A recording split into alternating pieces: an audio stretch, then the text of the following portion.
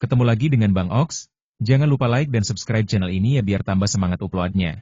Nyalakan lonceng notifikasi agar kamu tidak ketinggalan video-video terbaru dari Bang Ox. Silahkan menonton. Kota Lingjia. Pagi-pagi sekali, saat langit mulai terang, Kinmo, muda bangun dengan kaku, membersihkan diri, dan langsung pergi ke ruang makan keluarga Ling. Kinmo tampak kurus dan tampan dalam balutan pakaian linen kasar. Namun sorot matanya kosong dan hampa, tanpa jejak semangat, membuat orang merasa telah kehilangan jiwanya. Sepanjang jalan, banyak prajurit muda dari kota Lingjia juga bangun pagi, dan banyak dari mereka tersenyum ramah ketika melihat Kinmo. Selamat pagi, Kinmo. Melihat Kinmo masuk, Ling Feng menyeringai cerah dan mengulurkan tangannya untuk menyambutnya. Sayangnya, Kinmo sepertinya tidak bisa mendengar suara orang lain. Ekspresinya kosong dan langkah kakinya terus berlanjut. Ia melewati Ling Feng dan melanjutkan perjalanannya. Kak Feng, kenapa kau bicara dengan orang bodoh? Kau tahu jelas dia tidak akan menanggapimu, tapi kau masih menyapanya setiap pagi? Ling Ying, yang mengenakan stoking kuning cerah, bertubuh montok. Ia berusia 20-an dan terlihat sangat cantik. Payudaranya membuncit tinggi, yang membuat orang-orang terkesima. Ia menatap Kinmo dengan jijik dan berkata dengan santai.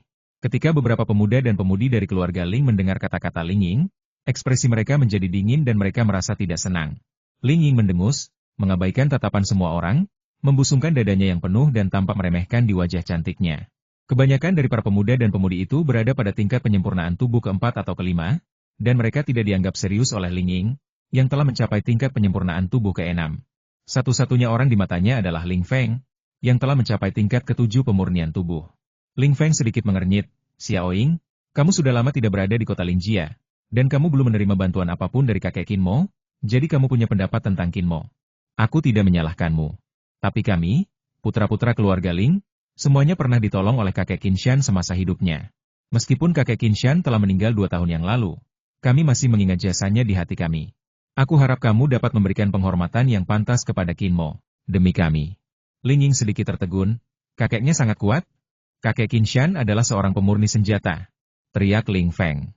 Ling Ying berdiri terkagum-kagum, tingkat fana, tingkat misterius, tingkat bumi, tingkat surga, tingkat dewa, masing-masing tingkat dibagi menjadi 7 tingkatan.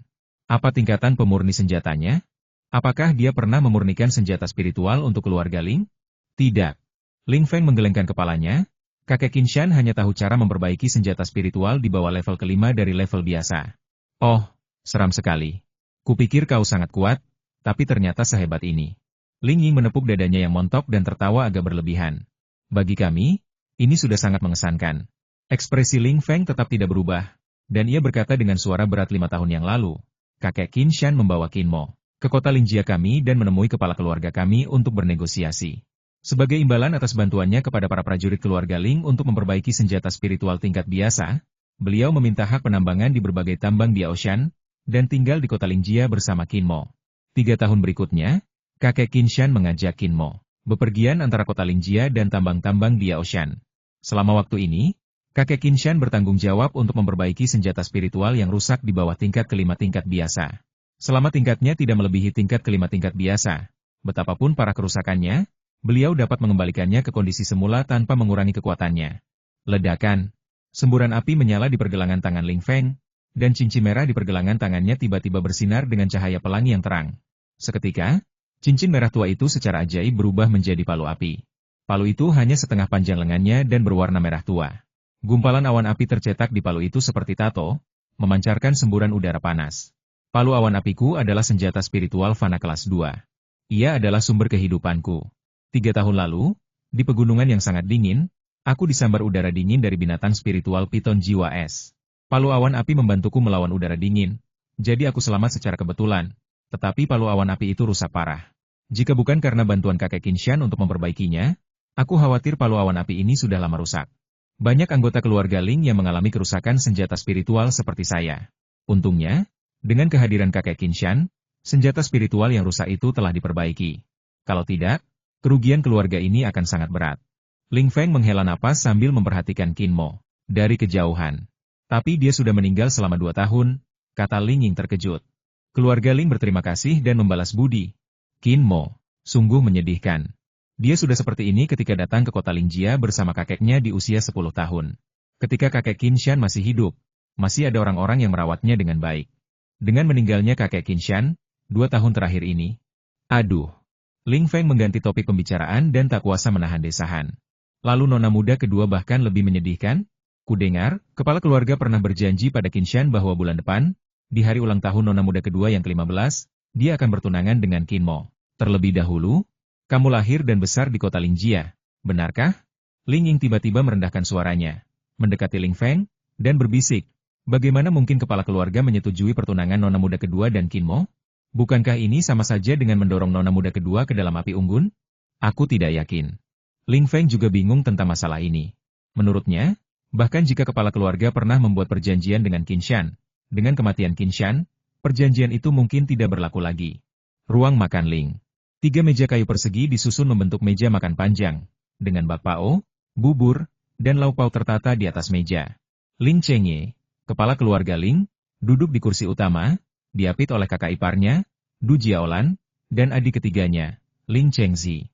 Di sebelah Du Jiaolan terdapat 2 putranya, Du Heng dan Du Fei, dan 2 anak perempuan di sebelah Ling Chengzi adalah putri-putri kakak tertuanya, Ling Yuxi dan Ling Xuanxuan.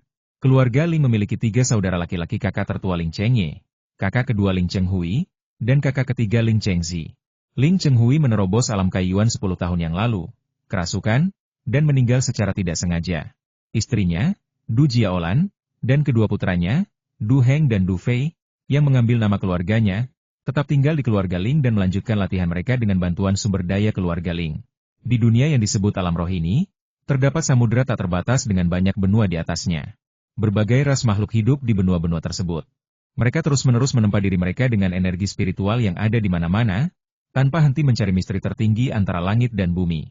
Di sini, yang kuat berdiri tegak bagaikan puncak gunung raksasa, ada senjata spiritual penghancur dunia yang menggemparkan langit dan bumi, dan ada pasukan prajurit dengan hierarki ketat, yang meliputi setiap sudut terpencil dunia bagaikan laba-laba.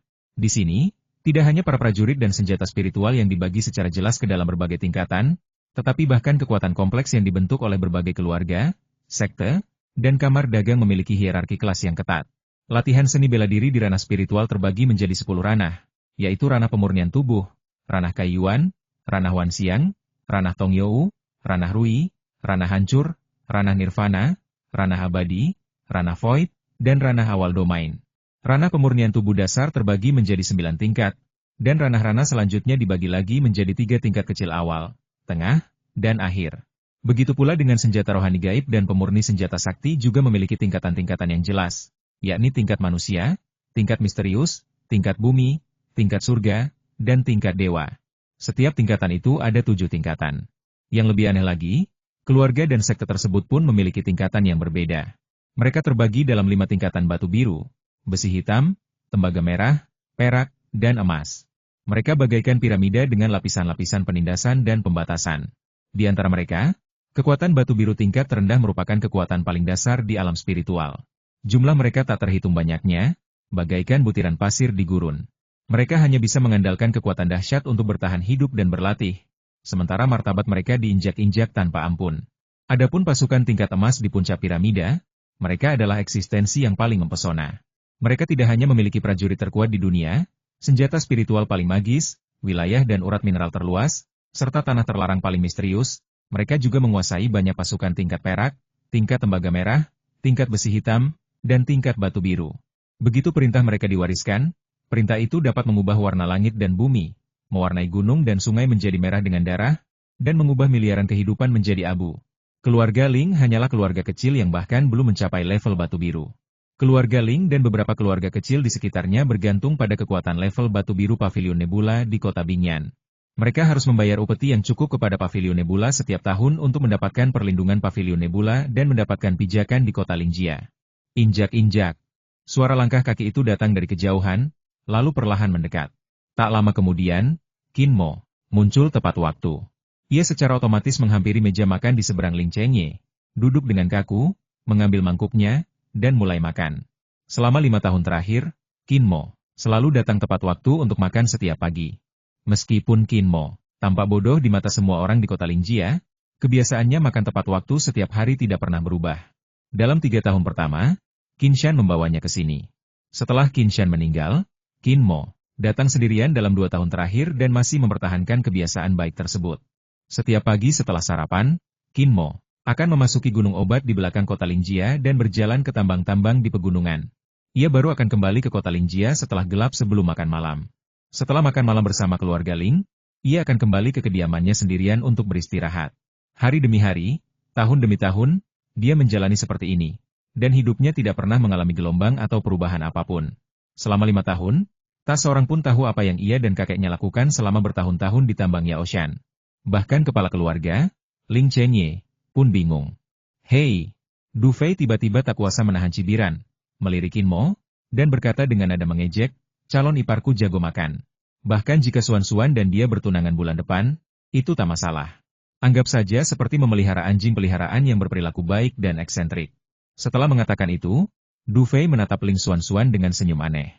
Ling Suan-Suan, terbungkus baju zirah kulit merah menyala, memiliki sosok ramping yang mulai menunjukkan pesonanya.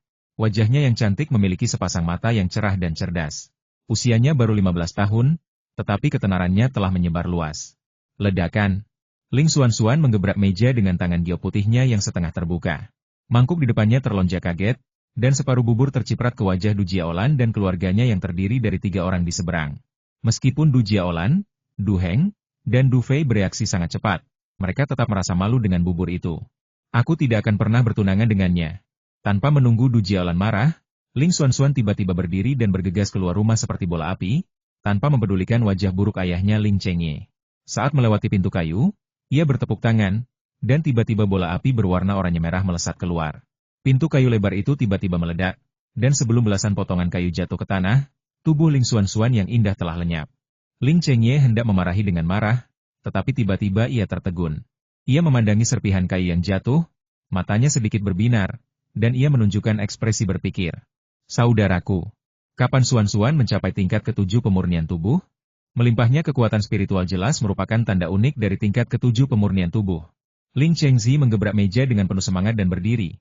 Wajahnya penuh kejutan, memasuki tingkat ke-7 pemurnian tubuh di usia 15 tahun, bakat Suan-Suan bahkan lebih menakjubkan daripada Yusi. Dilihat dari penampilannya, dia pasti bisa mencapai alam kaiyuan sebelum usia 20 tahun. Alam kaiyuan. Dia pasti akan disukai oleh Pavilion Nebula di masa depan. Ling Chengye menahan kegembiraannya, terbatuk pelan, dan bertanya pada Ling Yushi. Kapan Suan-Suan berhasil menerobos? Ling Yushi mengenakan gaun hijau, dengan rambut hitam panjang tergerai di bahunya. Wajahnya yang halus memancarkan keanggunan bak anggrek, dan kulitnya seputih giok. Bahkan saat duduk, ia tampak tinggi dan menarik, membuat Du Heng, yang berdiri di sampingnya, menatapnya dengan penuh gairah, dan tak pernah mengalihkan pandangan darinya. Adik perempuanku baru saja mengalami kemajuan pesat 7 hari yang lalu. Dia sangat gembira sehingga ingin segera memberitahu ayah kabar baik itu, tetapi tiba-tiba, Ling Yushi mengganti topik pembicaraan dan mendesah pelan.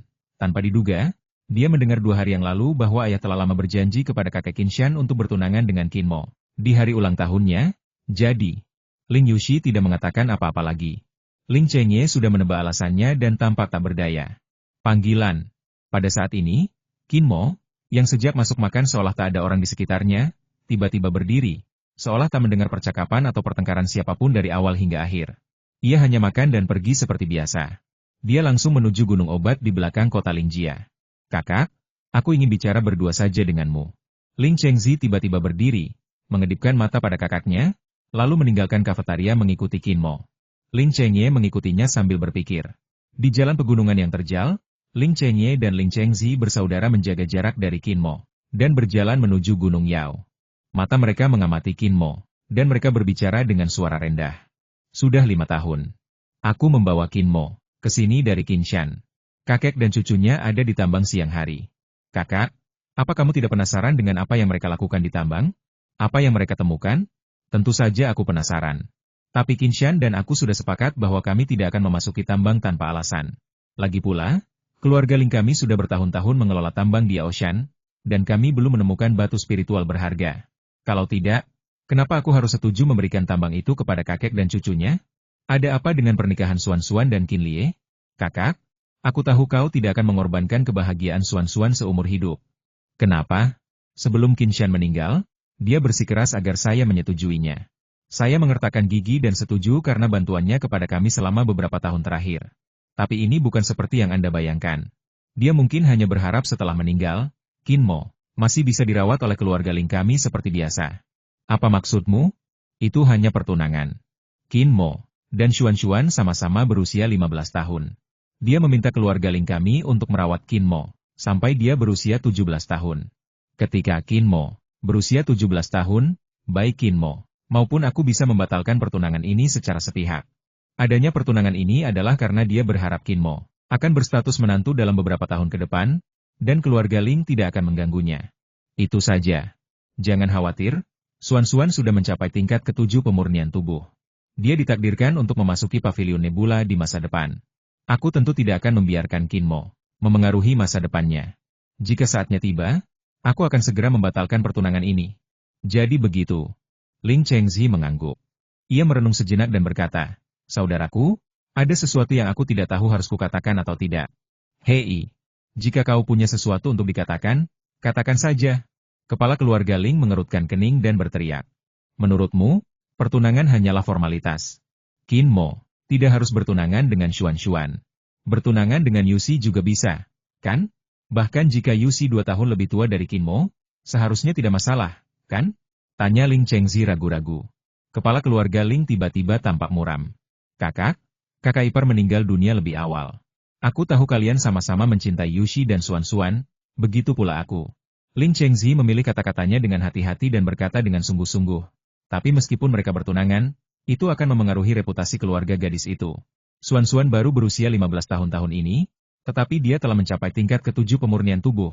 Biasanya, kau dan aku bisa melihat bahwa bakat kultivasinya dan pemahamannya tentang keterampilan spiritual jauh lebih kuat daripada Yuxi. Masa depan Xuan Xuan benar-benar tak terbatas. Dia akan menjadi harapan sejati keluarga Ling kita di masa depan. Pada titik ini, ekspresi Ling Chengzi berubah serius. Xuan Xuan akan memasuki dunia prajurit yang lebih tinggi di masa depan, mencapai tingkat yang tak terbayangkan. Dalam hal ini, dia mungkin menikahi kekuatan dahsyat yang tak terbayangkan. Tetapi jika dia pernah bertunangan di masa lalu, akan ada noda yang akan memengaruhi masa depannya. Kakak ketiga, kamu jadi semakin realistis. Kepala keluarga Ling menggelengkan kepala dan mendesah, biar kupikirkan dulu. Hei, Yuxi anak yang rajin dan pendiam. Kalau aku mau, aku tahu dia pasti setuju. Tapi aku sungguh tidak bisa bersikap kejam padanya. Demi masa depan keluarga kita dan masa depan Xuan Xuan, mohon pertimbangkan hal ini dengan serius, saudaraku, saran Ling Chengzi. Kepala keluarga Ling terdiam cukup lama. Setelah beberapa saat, ia berkata, "Kita tidak usah bahas masalah ini dulu. Kamu sudah memimpin Yao Shan selama bertahun-tahun, dan aku tidak pernah bertanya terlalu banyak. Kenapa kamu bersikeras memintaku pergi ke Yao Shan hari ini? Ada apa? Kau akan tahu nanti. Aku punya firasat masalah ini mungkin ada hubungannya dengan Qin Mo." Gunung obat milik keluarga Ling memanjang dari cabang pegunungan sangat dingin dan termasuk wilayah terluar pegunungan sangat dingin. Dibandingkan dengan pegunungan es yang menjulang tinggi di pegunungan dingin ekstrim, Yao Shan sangat tidak mencolok dan energi spiritualnya tidak begitu kuat. Kota Lingjia terletak di tepi pegunungan yang sangat dingin, di kaki gunung Yao Shan. Meskipun energi spiritual Yao Shan tidak menonjol, namun letaknya cukup jauh dari pegunungan yang sangat dingin dan gunungnya tidak terlalu dingin, sehingga cocok untuk menanam tanaman herbal spiritual. Ramuan spiritual di Gunung Obat merupakan sumber pendapatan utama keluarga Ling. Sebagian besar upeti yang diberikan keluarga Ling kepada Pavilion Nebula setiap tahun adalah berupa ramuan spiritual dari Gunung Obat. Dalam beberapa tahun terakhir, penanaman dan pemetikan ramuan spiritual di Gunung Obat telah menjadi tanggung jawab Ling Chengzi. Du Jiaolan beberapa kali mencoba mendapatkan Gunung Obat, tetapi Ling bersaudara selalu menemukan cara untuk menyabotasenya. Di Gunung Obat, kebun obatnya seluas tahu. Obat-obatan dan herba spiritual yang ditanam di kebun obat hampir semuanya di bawah kelas 3 dari kelas biasa. Meskipun nilainya tidak tinggi, nilainya terletak pada kuantitasnya yang besar. Di antara mereka, bunga tangan giok, rumput awan dingin, dan bunga mahkota ular semuanya merupakan herba spiritual biasa kelas 3, dan juga merupakan herba spiritual yang ditanam di kebun obat. Ketiga jenis herba spiritual ini merupakan bahan obat paling dasar untuk memurnikan pil Huiling, dan Pavilion Xingyun memiliki permintaan yang sangat tinggi setiap tahunnya. Pada saat ini, dua bersaudara Ling Chengye dan Ling Chengzi sedang berdiri di depan taman bunga tangan giok. Saat mekar, bunga tangan giok tampak seperti telapak tangan seorang gadis yang terbuka, dan kelima daunnya yang panjang dan tipis tampak seperti 5 jari ramping, sehingga dinamakan bunga tangan giok. Masa tanam hingga panen bunga tangan giok hanya sekitar setengah tahun, dan tidak terlalu terpengaruh oleh perubahan cuaca. Bunga ini merupakan salah satu herba spiritual yang paling mudah ditanam. Akan tetapi, sekarang di taman bunga tangan giok ini, bunga-bunganya bahkan belum sempat mekar, tetapi layu di beberapa bagian kecil, membuat Ling Chengye tampak sangat jelek. Apakah hanya bunga tangan giok? Ling Chengye bertanya penuh harap. Ling Chengzi tersenyum getir. Bunga tangan giok masih bagus, tetapi taman rumput hanyun dan bunga mahkota ular bahkan lebih buruk, layu dan mati lebih parah. Tahun ini, saya khawatir akan sulit mengumpulkan semua herba untuk dibayarkan ke pavilion Xingyun. Ekspresi Ling Chengye berubah, dan dia berteriak, "Ada apa? Kenapa kamu tidak memberitahuku lebih awal?" Aku juga tidak tahu apa yang terjadi. Wajah Ling Chengzi dipenuhi kepahitan, dan hatinya juga bingung.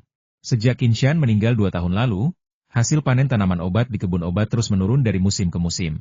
Meskipun hasilnya menurun, hasilnya masih bisa diterima. Tidak ada masalah dalam memasok pavilion Nebula. Ini juga salahku. Aku sibuk dengan terobosanku dan tidak menganggap serius masalah ini. Ketika saya menyadari bahwa keadaan tidak berjalan baik, saya pikir saya masih bisa mengendalikannya. Saya menghabiskan banyak waktu menanam dan mengondisikan herba spiritual, berharap dapat membalikan keadaan. Namun, saya tidak menyangka herba-herba itu mulai layu 3 bulan yang lalu. Sebelum saya sempat bereaksi, herba-herba di kebun herba itu sudah layu di area yang luas. Ling Chengzi menundukkan kepalanya karena frustrasi, tampak seperti dia siap untuk dipukuli dan dimarahi, tetapi dia tidak berani menghindari tanggung jawabnya. Wajah Ling Chengye muram, dan ia terdiam cukup lama. Tiba-tiba, ia berkata, "Apa hubungannya layunya tanaman herbal di kebun herbal dengan Kinmo? Dia sudah bertahun-tahun berada di gua tambang di perut gunung herbal. Seharusnya dia tidak pernah ke kebun herbal.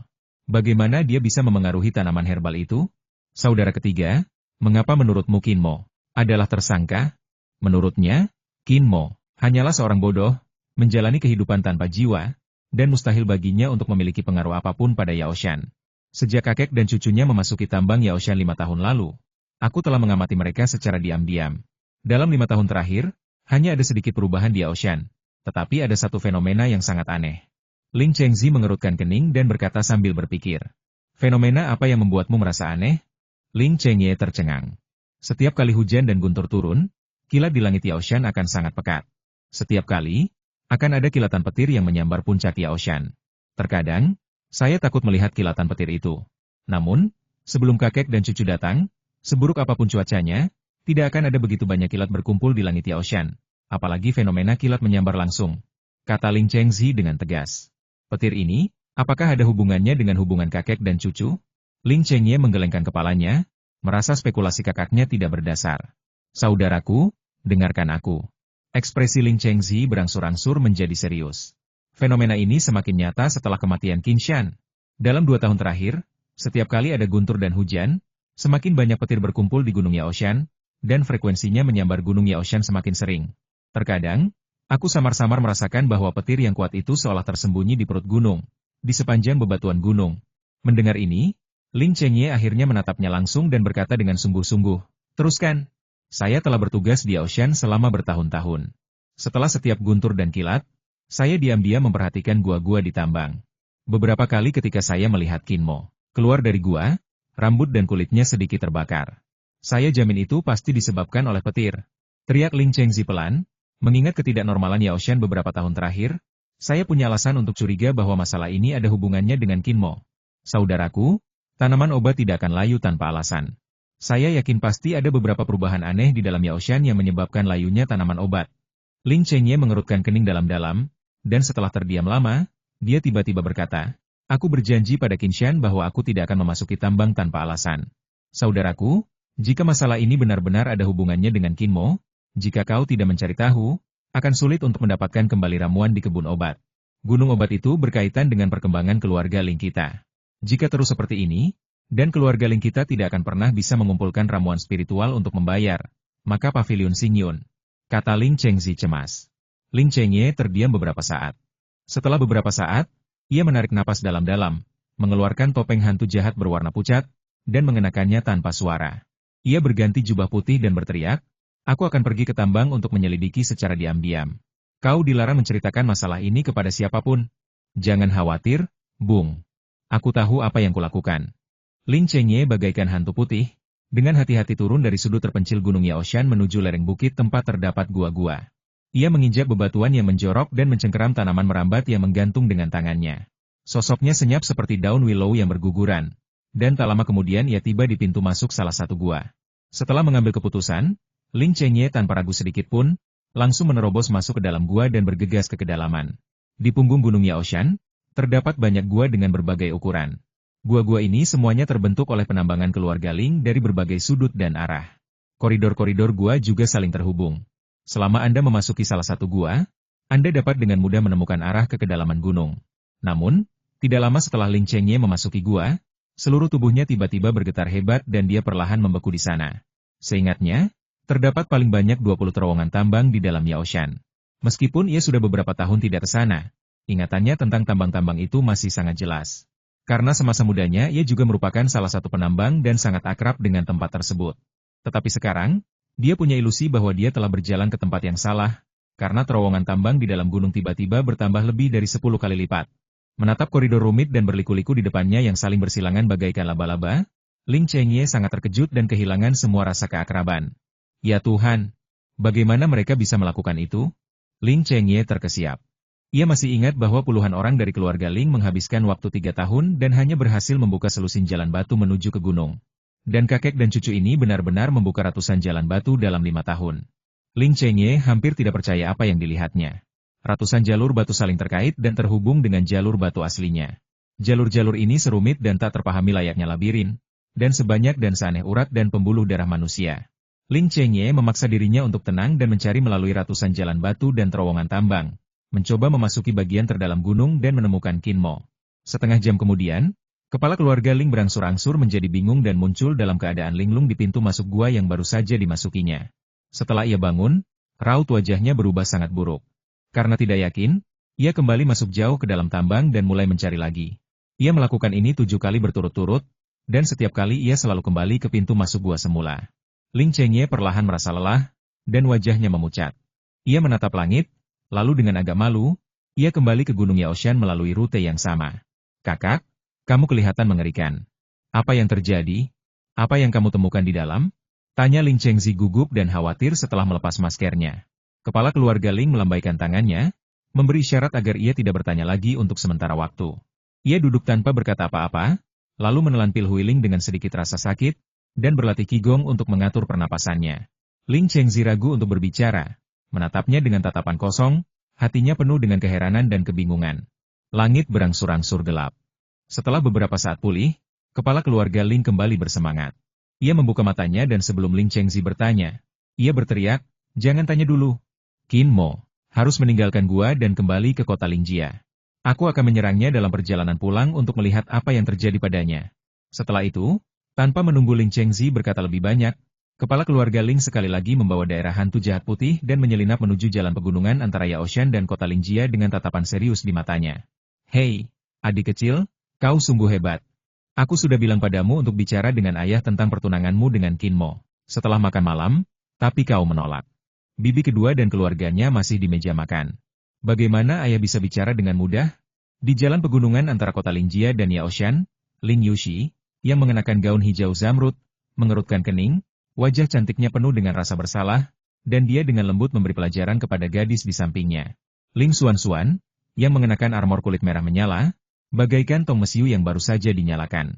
Ia menendang kerikil di depannya dengan gaya melampiaskan amarah, membuatnya berterbangan kemana-mana. Saat tubuhnya yang tegak berayun, angin kencang bertiup. Ia mendengus, kalau si brengsek Dufe itu tidak memprovokasiku, bagaimana mungkin aku tiba-tiba meledak? Bibi kedua, perempuan jalang itu bukan bibi kita. Pelankan suaramu dan jangan bicara omong kosong. Tegur Ling Yushi cepat. Omong kosong? Kau pikir aku tidak tahu? Ling Xuan menyipitkan matanya. Wajahnya penuh kebencian, dan berkata dengan dingin, wanita jalang itu menikah dengan paman keduaku dan datang ke kota Lingjia kami hanya 7 bulan sebelum dia melahirkan Du Heng. 2 tahun kemudian, dia kembali ke pavilion Xingyun dan tak lama kemudian, dia melahirkan si brengsek Du Fei. Kedua orang bermarga Du itu jelas-jelas keturunan sepupunya, Du Haitian, dari pavilion Xingyun. Siapa yang memberitahumu? Ling Yushi menjadi gugup. Aku mendengar percakapan pribadi para prajurit klan.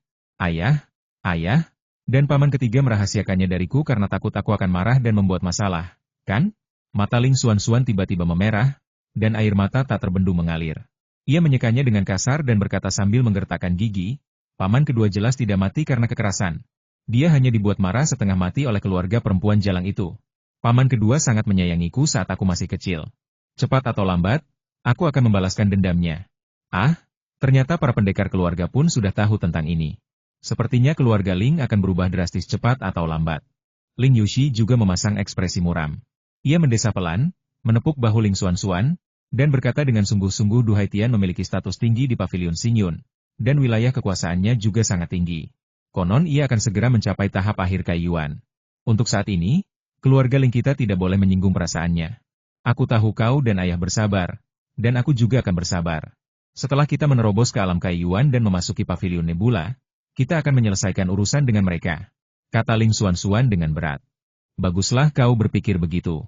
Selama kita, para saudari, bekerja keras dan mendapat tempat di pavilion Nebula di masa depan, balas dendam paman kedua akan dibayar dengan darah. Ling Yuxi mengangguk dan terus berjalan menuju Yaoshan, hatinya sedikit getir. Meskipun dia dan Ling Xuanxuan sama-sama berada di tingkat ketujuh pemurnian tubuh, dia sudah berusia 17 tahun ini. Jika dia ingin mendapatkan dukungan dari pavilion Nebula, dia harus memasuki alam Kaiyuan sebelum usia 20. Seberapa mudahkah untuk maju langsung dari pemurnian tubuh tingkat ketujuh ke alam Kaiyuan dalam 3 tahun? Mata Ling Yuxi dipenuhi kepahitan, dan ia mendesah pelan dalam hati. Ia memaksakan senyum dan berkata, ayah dan paman ketiga sama-sama ada di Yaoshan. Tidak nyaman mengobrol di kafetaria hari ini. Aku akan menemanimu bertanya pada ayah dan mencari tahu apa yang terjadi dengan pernikahanmu dengan Qin Mo. Aku sama sekali tidak akan bertunangan dengan si idiot itu. Ketika ia menyebut Qin Mo, wajah Ling Xuanxuan kembali dingin. Aku tidak tahu apa yang dipikirkan ayah. Pria itu bahkan tidak bisa bicara. Dia tidak punya jiwa. Aku bosan sendirian dengannya. Aku tidak tahan dengannya. Aku tahu. Tentu saja aku tidak ingin melihatmu bersamanya. Jangan khawatir, aku pasti akan berada di sisimu. Ling Yuxi tersenyum lembut dan menghiburnya dengan lembut. Kedua saudari itu seperti dua rubah liar yang cantik, berbicara dengan suara lembut saat mereka berjalan menuju Yaoshan. Setelah berjalan beberapa saat, tepat ketika mereka hendak mendaki gunung, kedua saudari itu tiba-tiba berhenti dan menatap Qin Mo, yang berjalan keluar dari gua Yaoshan. Langit berangsur-angsur menjadi gelap, dan seperti biasa, Qin Mo meninggalkan gua. Dari kejauhan, ia berjalan ke arah kedua saudari itu, ekspresinya masih kosong dan kaku. Matanya selalu melotot dan tidak fokus, seakan-akan ia tidak melihat kedua saudari itu datang sama sekali. Selama 5 tahun, dia berlari ke tambang Yaoshan setiap hari. Apa orang bodoh ini tikus? Biasanya, Ling Xuanxuan akan mengabaikannya dan memperlakukannya seperti udara, tetapi ia tidak merasa jijik sedikit pun. Namun, hari ini, begitu melihat Qin Mo, ia langsung merasa geram, jadi nadanya tentu saja tidak ramah. Kenapa kamu marah padanya? Dia tidak tahu apa-apa. Hei, dia sebenarnya cukup menyedihkan. Sekarang kakeknya pun sudah meninggal, dan dia ditinggal sendirian menjalani hidupnya dalam keadaan linglung. Kami di keluarga Ling hanya mengurusi makannya 2 kali sehari, dan tidak peduli lagi padanya. Melihat Qin Mo dari jauh, Ling Yuxi menggelengkan kepalanya sedikit dan berkata dengan simpatik.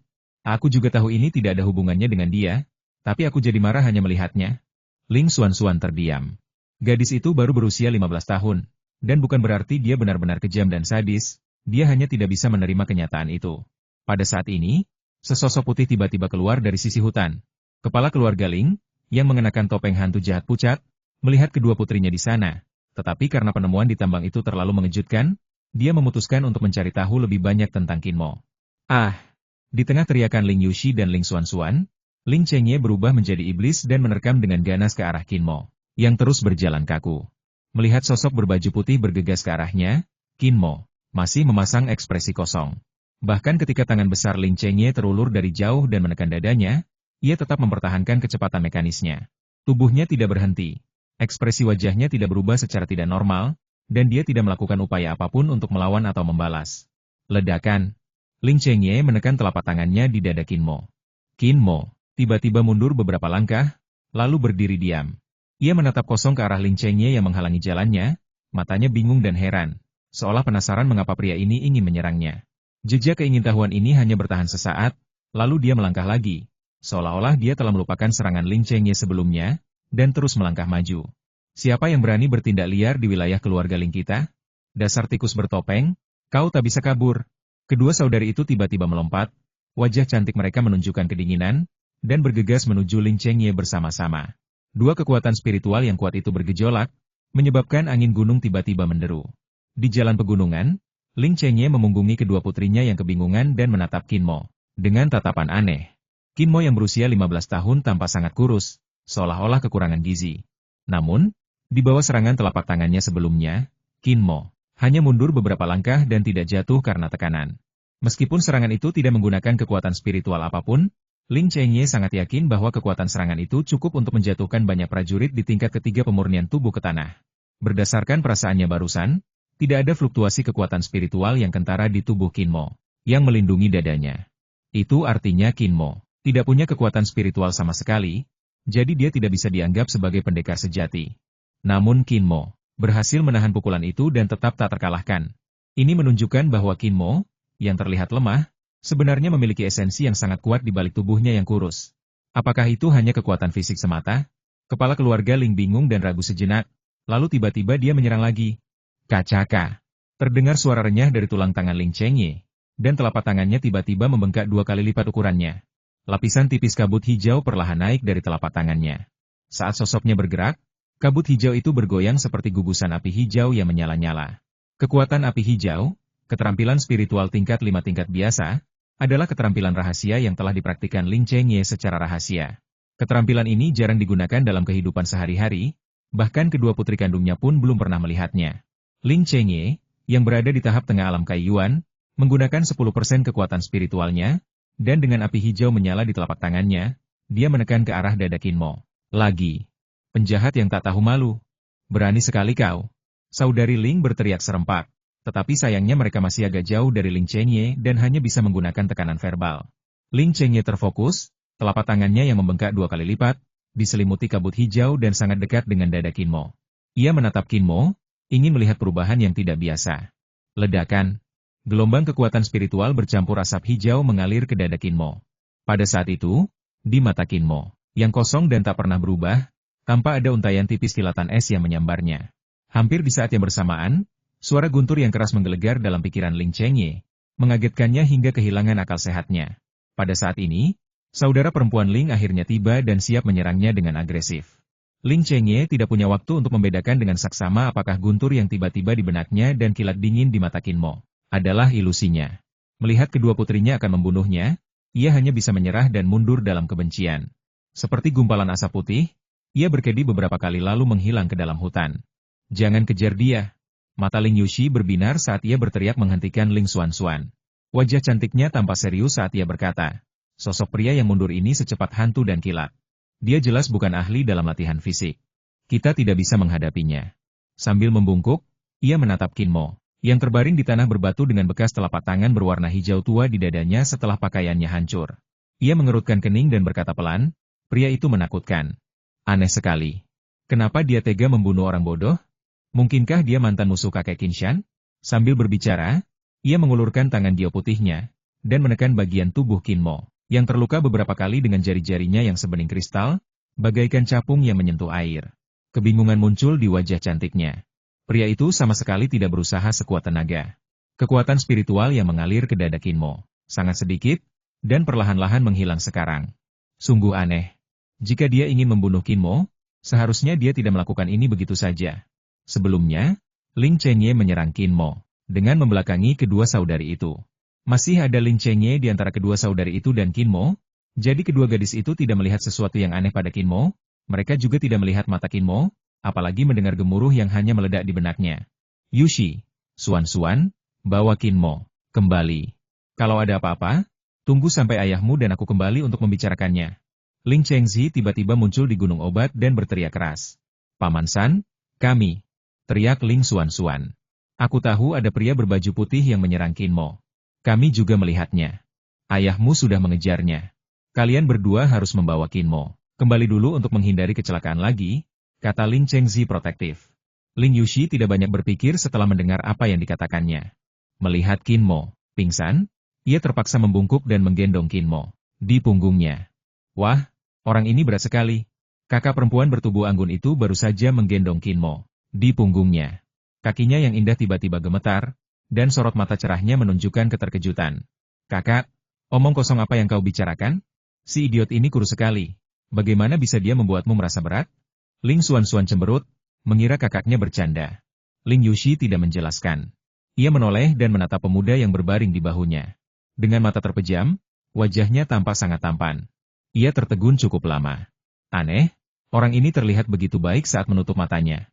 Ayah pernah berkata bahwa hanya mereka yang telah menempa tubuh mereka menjadi sangat kuat, para pejuang yang telah menempa kulit, daging, urat, serat, tulang, dan organ dalam mereka hingga ke puncak, yang akan berkali-kali lipat lebih berat daripada orang biasa meskipun kurus.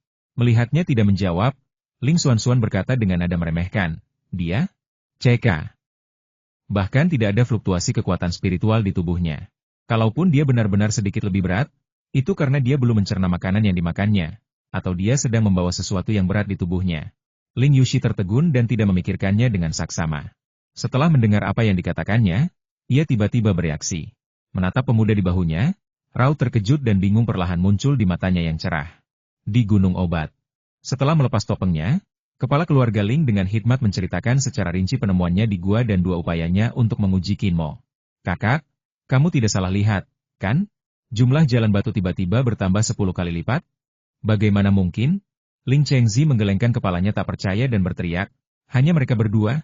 Sekalipun mereka bekerja siang dan malam menggali begitu banyak jalan batu, mereka tak mungkin bisa menggali begitu banyak jalan batu. Jika Qinshan adalah seorang pejuang yang kuat, dan wilayah kekuasaannya yang sebenarnya berada di sekitar cermin pecah, apakah menurutmu ada kemungkinan seperti itu? Tanya kepala keluarga Ling dengan sungguh-sungguh. Ah! Ling Chengzi tiba-tiba menjerit, bibirnya terasa kering.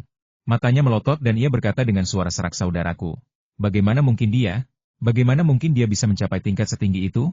Jika dia benar-benar orang seperti itu, mengapa dia datang ke kota Lingjia kita? Selain itu, aku tidak bisa memikirkan kemungkinan lain.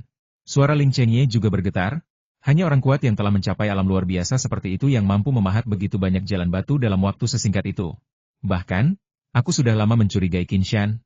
Banyak anak muda di klan berpikir bahwa memperbaiki senjata spiritual jauh lebih mudah daripada memurnikan senjata spiritual. Tetapi perlu kau ketahui bahwa orang yang berhasil memperbaiki senjata spiritual yang ditempa orang lain pasti jauh lebih terampil daripada pemurninya sendiri. Apa yang kau katakan? Ling Chengzi diam-diam terkejut. Qinshan jelas bukan orang biasa. Mungkin, bahkan kematiannya hanyalah sebuah penyamaran. Kepala keluarga Ling perlahan-lahan mulai berpikir jernih. Sekarang setelah kupikir-pikir, ada banyak hal yang mencurigakan tentang kematian Qinshan. Penyebab penyakitnya tidak diketahui, dan dia tidak mengizinkan kami mencari orang untuk merawatnya. Lagi pula, dia meninggal dengan sangat cepat. Sebelum meninggal, dia berpesan agar kami menguburnya di air. Setelah kami membuang jasadnya ke sungai, tentu saja kami tidak bisa melanjutkan penyelidikan. Apakah kau curiga dia memalsukan kematiannya? Teriak Ling Chengzi. Mungkin saja. Kepala keluarga Ling mengangguk. Kakek tidak sederhana, dan cucunya juga aneh. Hal-hal lain belum bisa dipastikan sekarang, tetapi tubuh Kinmo, yang tampaknya lemah ternyata sangat kuat. Kurasa fisik kedua bersaudara, Du Heng dan Du Fei, belum tentu lebih kuat darinya. Bagaimana mungkin? Du Fei berada di tingkat kelima pemurnian tubuh, dan Du Heng di tingkat ke-8. Bagaimana mungkin mereka lebih rendah darinya? Ling Chengzi terkejut. Sepertinya kita harus lebih memperhatikan Kinmo di masa depan. Dugaanmu kemungkinan besar benar. Layunya tanaman obat di Ocean kemungkinan besar ada hubungannya dengan Kinmo, kata kepala keluarga Ling dengan ekspresi rumit. Kakak, apa asal-usul pria berbaju putih itu? Kenapa dia tega menyerang orang bodoh? Pria ini sungguh tak tahu malu. Entahlah. Kuharap ayah dan paman ketiga bisa menangkapnya. Kota Lingjia kita begitu terpencil sehingga hanya ada sedikit prajurit terampil yang datang ke sini. Sungguh aneh. Ling Yushi mengerutkan kening, mencengkeram kaki Kinmo di punggungnya dengan kedua tangan, dengan tatapan aneh di matanya. Ling Yushi, yang tinggi dan anggun, 2 tahun lebih tua dari Kinmo, dan saat ini lebih tinggi darinya. Ia juga berada di tingkat ke-7 latihan fisik. Logikanya, seharusnya sangat mudah baginya untuk menggendong Kinmo, yang kurus di punggungnya. Tetapi hanya dia yang tahu bahwa ia sebenarnya sedang berjuang. Hal ini membuatnya semakin bingung, tetapi ia tidak banyak bicara. Ia dengan santai menggoda adik perempuannya di sampingnya, kau tidak mengecewakanku. Ketika pria berbaju putih menyerang Kinmo, kau langsung bergabung denganku untuk mengejarnya. Haha, kukira kau akan diam saja dan berharap pria berbaju putih itu akan membunuh Kinmo, sehingga masalahmu akan langsung terselesaikan. Sebenarnya, aku tidak senang dengan perbuatan ayah, tapi aku juga tahu ini tidak ada hubungannya dengan si idiot ini. Si idiot ini sungguh menyedihkan. Aku tidak sekejam dan tak tahu malu itu, kata Ling Xuanxuan dengan suara lembut. Kedua saudari itu berbicara dengan suara yang jelas saat mereka semakin dekat ke kota Lingjia. Ling Xuanxuan tidak pernah memperhatikan Kinmo, dari awal hingga akhir. Setelah Ling Yushi meliriknya untuk pertama kalinya, ia tidak menoleh lagi. Ia hanya memikirkan percakapan dengan adik perempuannya dan jalan pegunungan yang terjal di bawah kakinya. Kedua wanita itu tidak tahu bahwa Kinmo, yang diabaikan oleh mereka, telah membuka matanya. Matanya seterang bintang dingin, jernih dan terang, tanpa sedikit pun kekosongan atau kebingungan. Setelah 2 tahun, Qin Mo terbangun dari latihan mendalam lagi. Terakhir kali, Qin Shan berinisiatif membangunkannya sebelum pergi. Tetapi kali ini, ia dibangunkan oleh serangan Ling Chengzi. Mendengarkan suara lembut kedua saudari itu dan mencium aroma anggrek di leher Ling Yushi, mata Qin Mo perlahan kehilangan kilaunya. Ia merasakan kondisi tubuhnya dan menutup matanya kembali. Dengan mata terpejam, berbagai gambaran berkelebat dalam benaknya, dan kenangan 2 tahun terakhir membanjiri kembali bagai air pasang. Ia dan kakeknya, Qin Shan, selalu saling bergantung. Ia baru mengingat kenangan setelah usia 10 tahun. Kenangan sebelum usia 10 tahun tersegel dalam manik penekan jiwa di antara kedua alisnya. Menurut Qin Shan, bahkan ia sendiri pun tak mampu membuka kenangan itu, dan Qin Mo hanya bisa menggalinya sedikit demi sedikit dengan usahanya sendiri. Qin Shan mengatakan kepadanya bahwa ingatannya telah disegel saat dia ditemukan. Qin Shan tidak menceritakan apapun tentang identitas, asal-usul, orang tua, dan peristiwa masa lalunya. Ia hanya mengatakan bahwa semua itu tersimpan dalam pikirannya dan ia harus mengungkapnya perlahan di masa depan. 5 tahun yang lalu, Qin Shan membawanya ke kota Lingjia dan mengajarinya guntur surgawi, menggunakan fitur khusus gunung obat di kota Lingjia untuk membantunya berlatih guntur surgawi. Manik penyejuk jiwa yang terukir di dahinya, tak hanya menyegel ingatannya selama 10 tahun terakhir, tetapi juga memiliki kegunaan yang tak terbatas. Manik itu memungkinkannya berada dalam kondisi terbaik untuk berkultivasi bebas dari pikiran dan hukum. Yang disebut tanpa pikiran dan tanpa hukum mengacu pada kondisi khusus yang dialami seseorang selama kultivasi.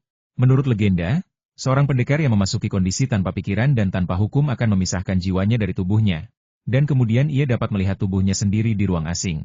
Dan pada saat itulah tubuh fisik yang sudah terbebas dari kendali pikiran akan secara sempurna menafsirkan ilmu bela diri yang ditekuninya, dan mengamati latihan tersebut dengan roh, yang disebut oleh para ahli bela diri sebagai kesadaran. Di lingkungan misterius itu, kultivasi akan 2 kali lebih efektif dengan setengah usaha. Inilah kondisi kultivasi yang diimpikan semua pejuang. Ada hal ajaib lain tentang kondisi kultivasi tanpa pikiran. Ia dapat meningkatkan kemampuan prajurit untuk menahan rasa sakit. Guntur surgawi adalah teknik spiritual yang sangat mendominasi dan menakutkan yang memanfaatkan guntur dan kilat dari 9 surga untuk menempa dan memoles tubuh. Orang biasa yang mempraktikkan guntur surgawi seringkali tidak mampu menahan rasa sakit yang luar biasa, dan jiwa mereka pun hancur atau menjadi idiot. Bahkan mereka yang memiliki tekad kuat pun merasa sulit untuk terus berlatih. Hampir tidak ada manusia yang mampu menahan rasa sakit akibat tersambar petir dalam waktu lama, terutama bagi seniman bela diri yang baru mulai berlatih. Rasa sakitnya bahkan lebih berat lagi. Praktik guntur surgawi harus dimulai dari alam pemurnian tubuh, yang berarti bahwa praktik guntur surgawi selalu merupakan ide yang indah. Karena para pendekar pemula secara fisik lemah dan tidak sanggup menahan siksaan menyakitkan dari guntur dan kilat, maka tidak ada seorang pun yang pernah berhasil mempraktikkan guntur surgawi. Namun, alam magis kultivasi, tempat seseorang tidak dapat hidup tanpa pikiran, dapat memungkinkan roh dan jiwa prajurit terpisah dari tubuh, sehingga sangat mengurangi kepekaan saraf terhadap rasa sakit. Ketika guntur surgawi dipraktikkan bersama dengan tanpa pikiran atau tanpa hukum, akhirnya mungkin untuk berhasil mempraktikkan seni bela diri yang sombong ini. Dan Qin Mo, karena efek unik dari mutiara penekan jiwa, telah berlatih guntur surgawi selama 5 tahun. Selama 5 tahun terakhir, ia berada dalam kondisi aneh di mana ia tidak bisa hidup tanpa pikiran. Kesadaran jiwanya telah meninggalkan tubuhnya, menyebabkan tubuhnya mengikuti kebiasaan alam bawah sadarnya dan berlatih guntur surgawi dengan keras. Untuk mempraktikkan guntur surgawi, seseorang harus menggunakan kekuatan spiritual untuk mengendalikan guntur dan kilat, serta mengendalikan tubuh, urat, dan tulang berulang kali. Kekuatan spiritual yang telah dikumpulkannya selama bertahun-tahun dicampur ke dalam guntur dan kilat selama latihan dan menyebar ke seluruh tulang dan urat. Sekalipun Anda tidak berlatih, rasa sakit dan trauma pada tubuh Anda yang disebabkan oleh petir tetap perlu diatasi dan dirawat dengan kekuatan spiritual. Jadi setiap kali dia mengolah suatu kekuatan spiritual, kekuatan itu akan menghilang tanpa jejak setelah beberapa saat. Ketika dia keluar dari tambang tadi, dia telah menghabiskan semua kekuatan spiritualnya. Itulah sebabnya Ling Chengye dan putrinya tidak dapat mendeteksi kekuatan spiritual apapun dalam dirinya. Karena ia tak mampu menahan energi spiritualnya dalam waktu lama, ia tak tahu di tingkatan alam pemurnian tubuh mana ia berada. Selama periode ini, karena jiwanya melayang, tatapannya kosong dan kosong, bagaikan orang bodoh dan idiot, ia diabaikan, bahkan dibenci semua orang. Dalam 5 tahun, dia hanya terbangun 2 kali. Pertama kali adalah 2 tahun lalu, ketika Qin Shan membangunkannya dan berkata dia akan pergi dan mungkin tidak akan kembali untuk waktu yang lama, atau dia mungkin tidak akan pernah kembali. Ini adalah kedua kalinya dia terbangun. Hampir sampai 3 bulan lagi, fondasi Heavenly Thunder akan diletakkan. Dengan begitu, aku tak perlu lagi tinggal di tambang Yaoshan untuk berlatih. Aku akan lebih cepat dari perkiraan kakek. Sayang sekali kakek sudah pergi selama 2 tahun. 2 tahun? Aku tak tahu bagaimana kabar kakek. Dengan mata terpejam, Qin Mo, berbaring di punggung Lin Yuxi yang lembut dan montok, berpikir dalam diam. Kedua adikku, kenapa kalian kembali dari Yaoshan? Hei, Yuxi, kenapa kalian menggendong Qin Mo? Di punggungmu? Di pintu masuk kota Lingjia? Du Heng bersaudara dan beberapa prajurit yang ditempatkan oleh Du Haitian di Lingjia berdiri diam. Ketika Du Heng melihat si bodoh Qin Mo berbaring di tubuh Lin Yuxi yang anggun, wajah tampannya tiba-tiba dipenuhi kesuraman. Ia sudah lama tahu bahwa ayah kandungnya adalah Du Haitian, bukan mendiang Ling Chenghui, dan tentu saja ia juga tahu bahwa ia tidak memiliki hubungan darah dengan Ling bersaudara. Lin Yuxi, yang sangat cantik sejak kecil, menjadi semakin menarik dan mempesona seiring bertambahnya usia, yang membuatnya diam-diam ngiler dan mengidamkannya. Ketika dia melihat Lin Yuxi datang sambil menggendong Qin Mo di punggungnya, dia merasa tidak nyaman seakan-akan baru saja memakan lalat, dan dia ingin meledakkan si idiot itu hingga berkeping-keping. Kami pergi ke Yaoshan untuk mencari beberapa herbal. Dalam perjalanan, kami melihat seseorang menyerang Qin Mo. Dia terluka. Mari kita kirim dia kembali dulu. Lin Yuxi tidak pernah memanggil Du Heng kakak. Dia memberikan penjelasan singkat dan hendak melewati Du Heng dan yang lainnya tanpa mengucapkan sepatah kata pun. Ini sungguh menarik. Siapa yang berani menyerang orang bodoh? Kata Du Heng dengan wajah muram. Melihatmu kesulitan menggendongnya, aku akan membantumu membawa orang bodoh ini kembali. Setelah berkata demikian, tanpa menunggu jawaban Lin Yuxi, sosok Du Heng melesat dan dia segera menghampiri Lin Yuxi dan menarik Qin Mo, tanpa mengucapkan sepatah kata pun. Dengan mata terpejam, Qin Mo mendengus dalam hatinya, dan saat Du Heng bergerak, dia mengerahkan sedikit tenaga dan mencondongkan tubuh ke arahnya. Aduh! Setelah Du Heng membawa Qin Mo ke tubuhnya, dia langsung menjerit. Ia tak pernah menyangka Qin Mo seberat ini. Ia merasa seperti ditindih gunung. Karena terkejut, Du Heng terjatuh dan merasa pusing. Pakaian brokatnya tertutup debu, dan ia tampak sangat malu. Du Fei dan para prajurit di sekitarnya yang diatur oleh Du Haitian semuanya tahu taktik Du Heng. Mereka semua tersenyum dan siap menertawakan lelucon itu. Tetapi pada saat ini mereka tiba-tiba terdiam. Aku tidak butuh bantuanmu. Lin Yuxi cerdas dan cekatan. Sementara Du Heng kebingungan, ia segera menggendong Qin Mo di punggungnya. Ia mengedipkan mata pada Ling Xuanxuan, dan kedua saudari itu bergegas melewati kerumunan dan pergi. Kakak, ada apa? Tanya Du Fei heran setelah beberapa saat. Du Heng akhirnya bereaksi. Ia menatap Lin Yuxi dan Qin Mo, yang semakin menjauh di punggungnya. Tiba-tiba ia berteriak, si idiot itu berat sekali. Pasti ada sesuatu yang sangat berat di tubuhnya. Selama 5 tahun terakhir, si idiot itu berada di tambang Yaoshan. Mungkinkah dia menemukan sesuatu? Pasti seperti ini. Kalau tidak, Ling bersaudara tidak akan begitu perhatian. Si idiot itu pasti punya harta karun. Setelah kata-kata ini diucapkan, Du Fei dan prajurit di sekitarnya menjadi semakin terkejut. Panggilan. Lin Yuxi menghela napas berat dan dengan lelah membaringkan Qin Mo di tempat tidur, matanya yang cerah penuh dengan keraguan. Ini adalah rumah batu tempat Qin Mo tinggal sepanjang tahun. Total ada 3 kamar. 1 kamar kosong dan awalnya milik Qin Shan, dan yang lainnya adalah ruang ganti. Di kota Lingjia, rumah batu seperti itu sangat umum, dan sebagian besar prajurit di kota Lingjia tinggal di rumah yang serupa. Kamar batu Qin Mo hanya memiliki sebuah meja batu, 2 bangku batu, dan sebuah tempat tidur kayu. Selain itu, tidak ada perabotan lain. Kakak, apa yang terjadi pada Du Heng barusan? Kudengar si brengsek itu sering pergi ke kota Bingyan akhir-akhir ini. Apa tubuhnya sudah terkuras habis oleh alkohol dan seks? Kenapa dia bahkan tidak bisa menggendong si idiot ini? Tanya Ling Xuanxuan bingung. Setelah Lin Yuxi menurunkan Qin Mo, ia memeriksanya dengan cermat. Melihat jejak telapak tangan hijau di dada Qin Mo berangsur-angsur menghilang, ia menempelkan jari gioknya di hidung Qin Mo sebentar dan mendapati napasnya teratur dan kuat. Baru kemudian Lin Yuxi merasa lega dan berkata, dia seharusnya baik-baik saja. Cedera dada seharusnya sembuh dalam 2 hari. Ayo kita kembali dulu. Ling Xuanxuan tidak ingin tinggal di sana sedetik pun, jadi dia langsung berdiri setelah mendengar itu. Lin Yuxi mengikutinya. Tepat sebelum meninggalkan ruang batu, dia berbalik dan menatap Qin Mo dalam-dalam, yang matanya terpejam.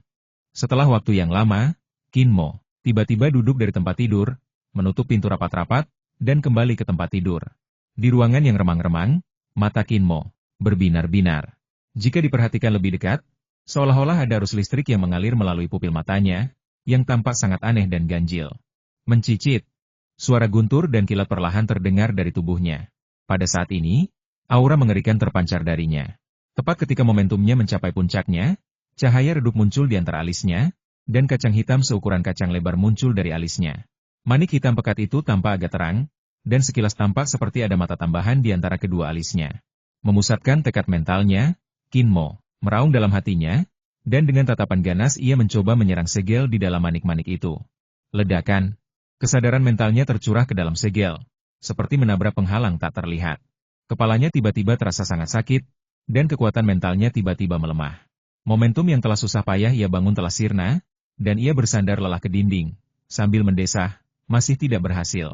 Setelah dibangunkan oleh Qin Shan 2 tahun lalu, dia juga mencoba menghancurkan segel memori mutiara penekan jiwa, tetapi gagal seperti hari ini. 2 tahun kemudian, ia merasa kekuatannya telah meningkat pesat dan mengira ia punya peluang untuk memecahkan segel itu. Tetapi sayangnya, hal-hal tidak berjalan sesuai keinginannya dan ia dikalahkan sekali lagi.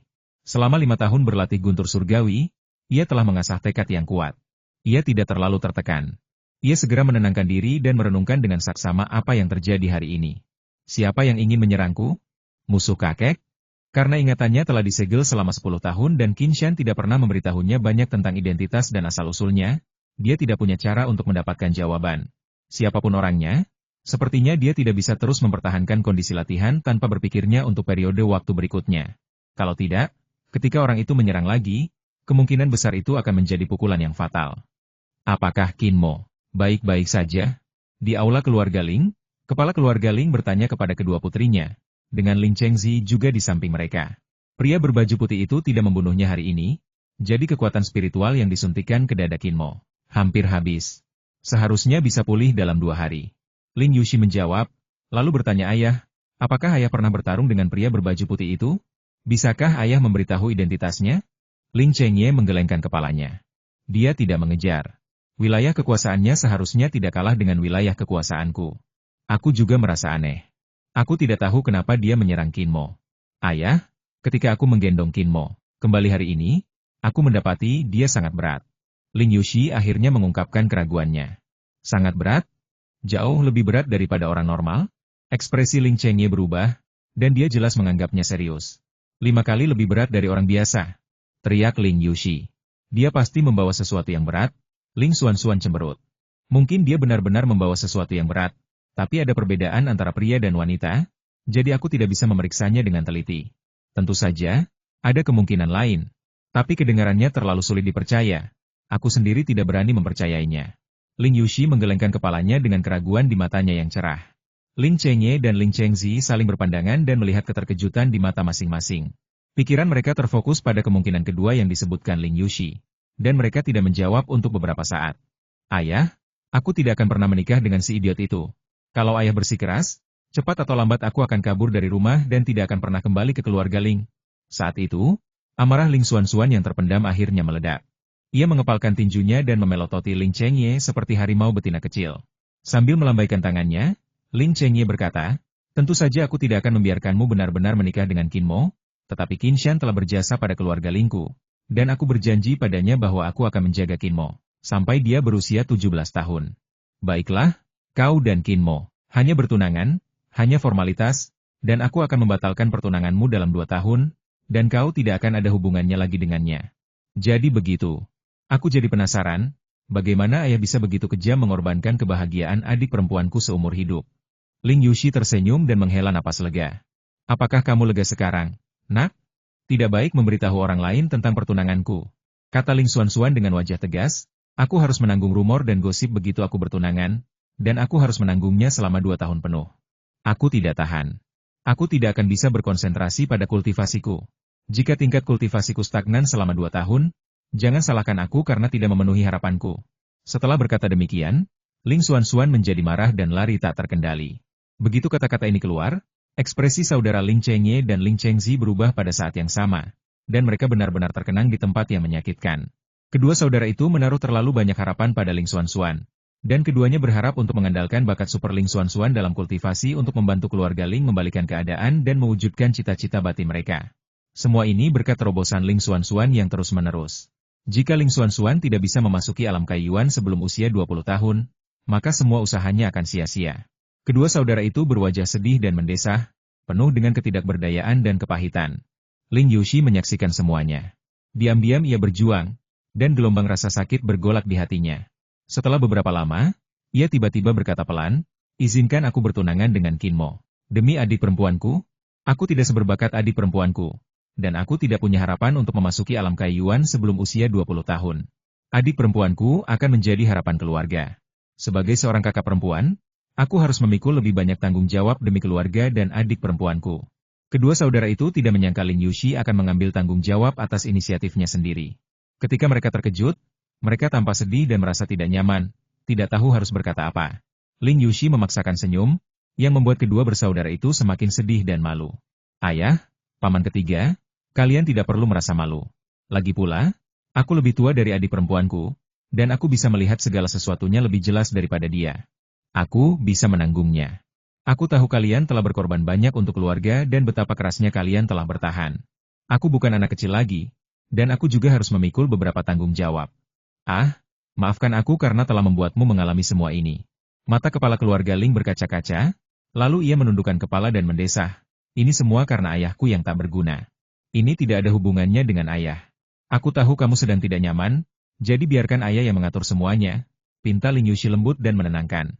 Kedua saudara itu mendesah dan meratap, dan di aula ini, mereka memutuskan tanggal pertunangan Ling Yuxi dan Kinmo, dan mengonfirmasi masalah tersebut. Aula lain di kota Lingjia. Di dalam sebuah ruangan yang didekorasi dengan sangat indah dengan bulu-bulu indah yang tersebar di lantai, Du Jiaolan tengah bersandar malas di kursi malas yang indah, sambil memegang gelas anggur.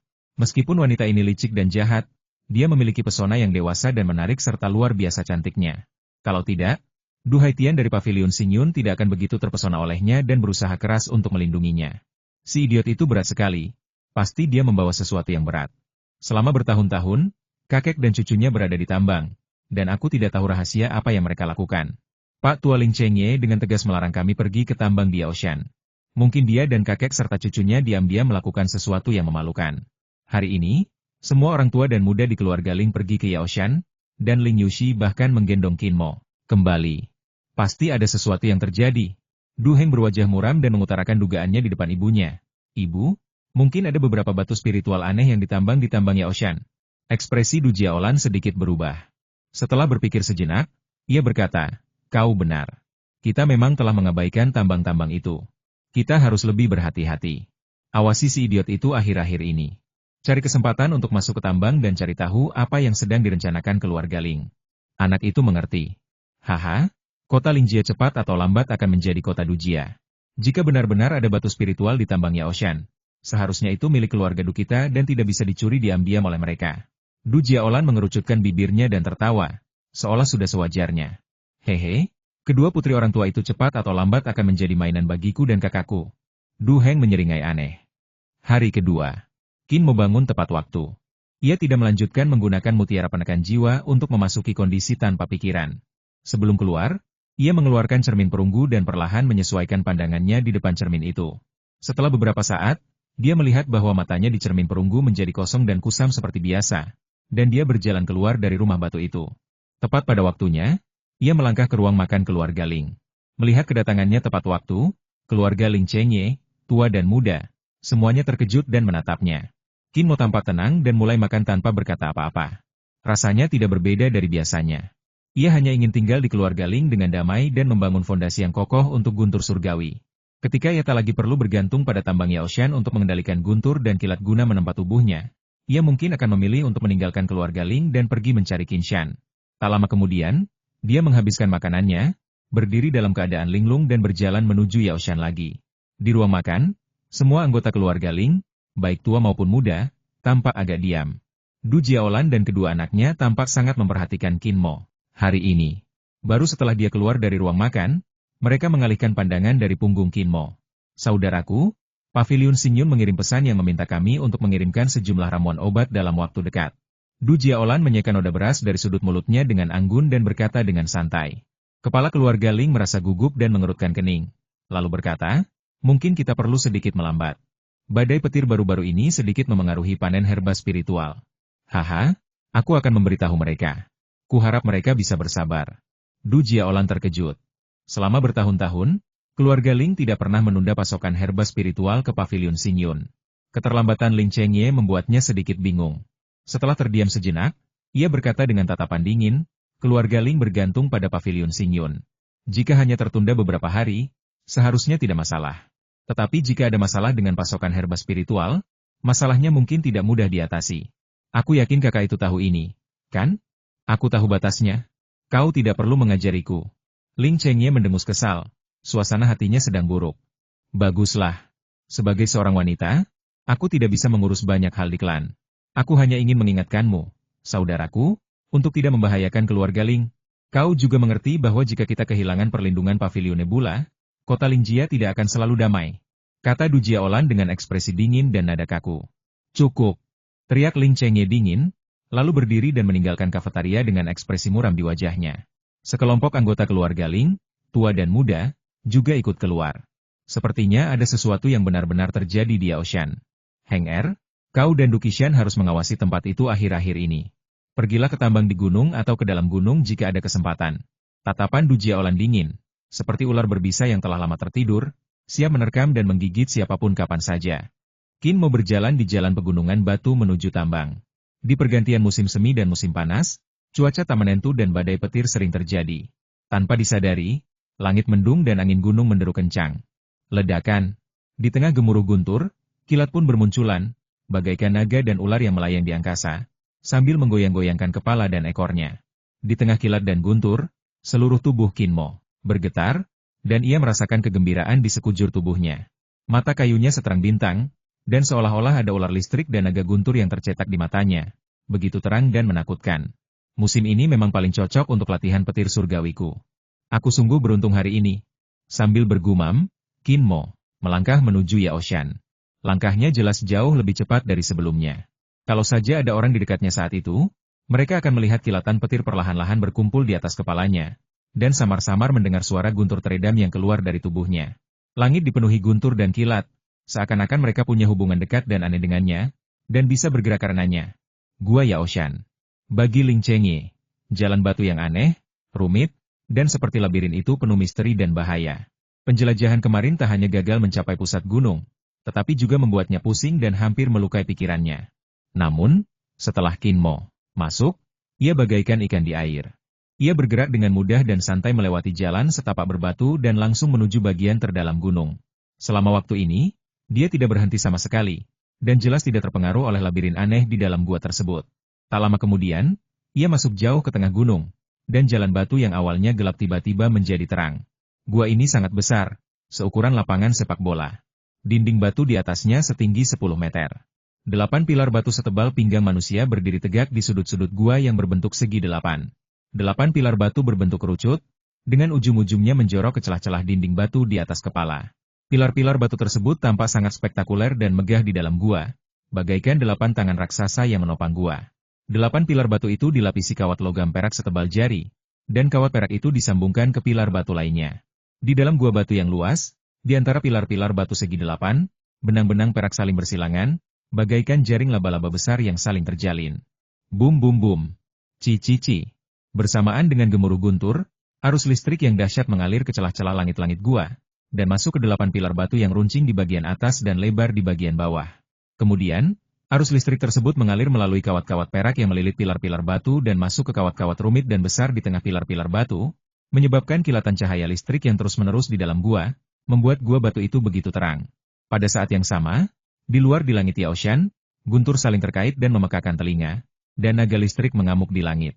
Kilatan petir yang dahsyat menyambar ke bawah, seakan tertarik oleh suatu kekuatan misterius, dan menembus bebatuan yang menonjol di puncak gunung, lalu menyambar dengan cepat. Ayo, lebih ganas lagi.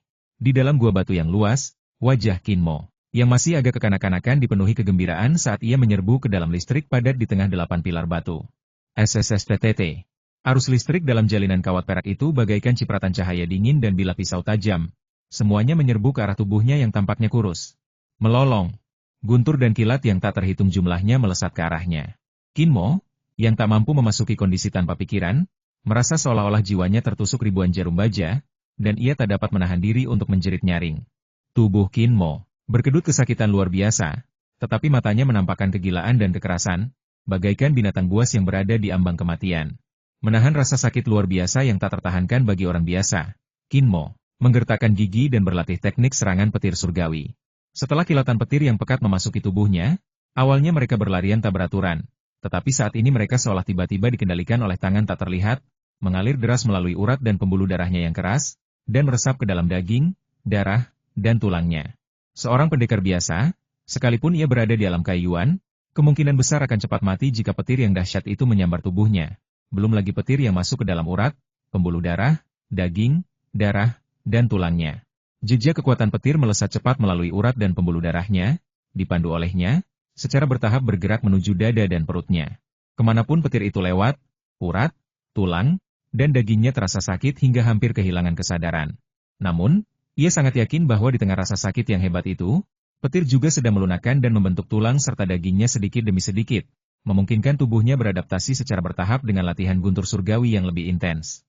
Selama 5 tahun terakhir, melalui kekuatan guntur dan kilat 9 hari, ia telah melunakkan urat, daging, anggota tubuh, dan tulangnya sedikit demi sedikit, perlahan-lahan menggeser arah kultivasinya ke arah organ dalam yang lebih penting. Selama bertahun-tahun, tendon, otot, lengan, dan kakinya secara bertahap beradaptasi dengan masuknya petir ke dalam tubuhnya.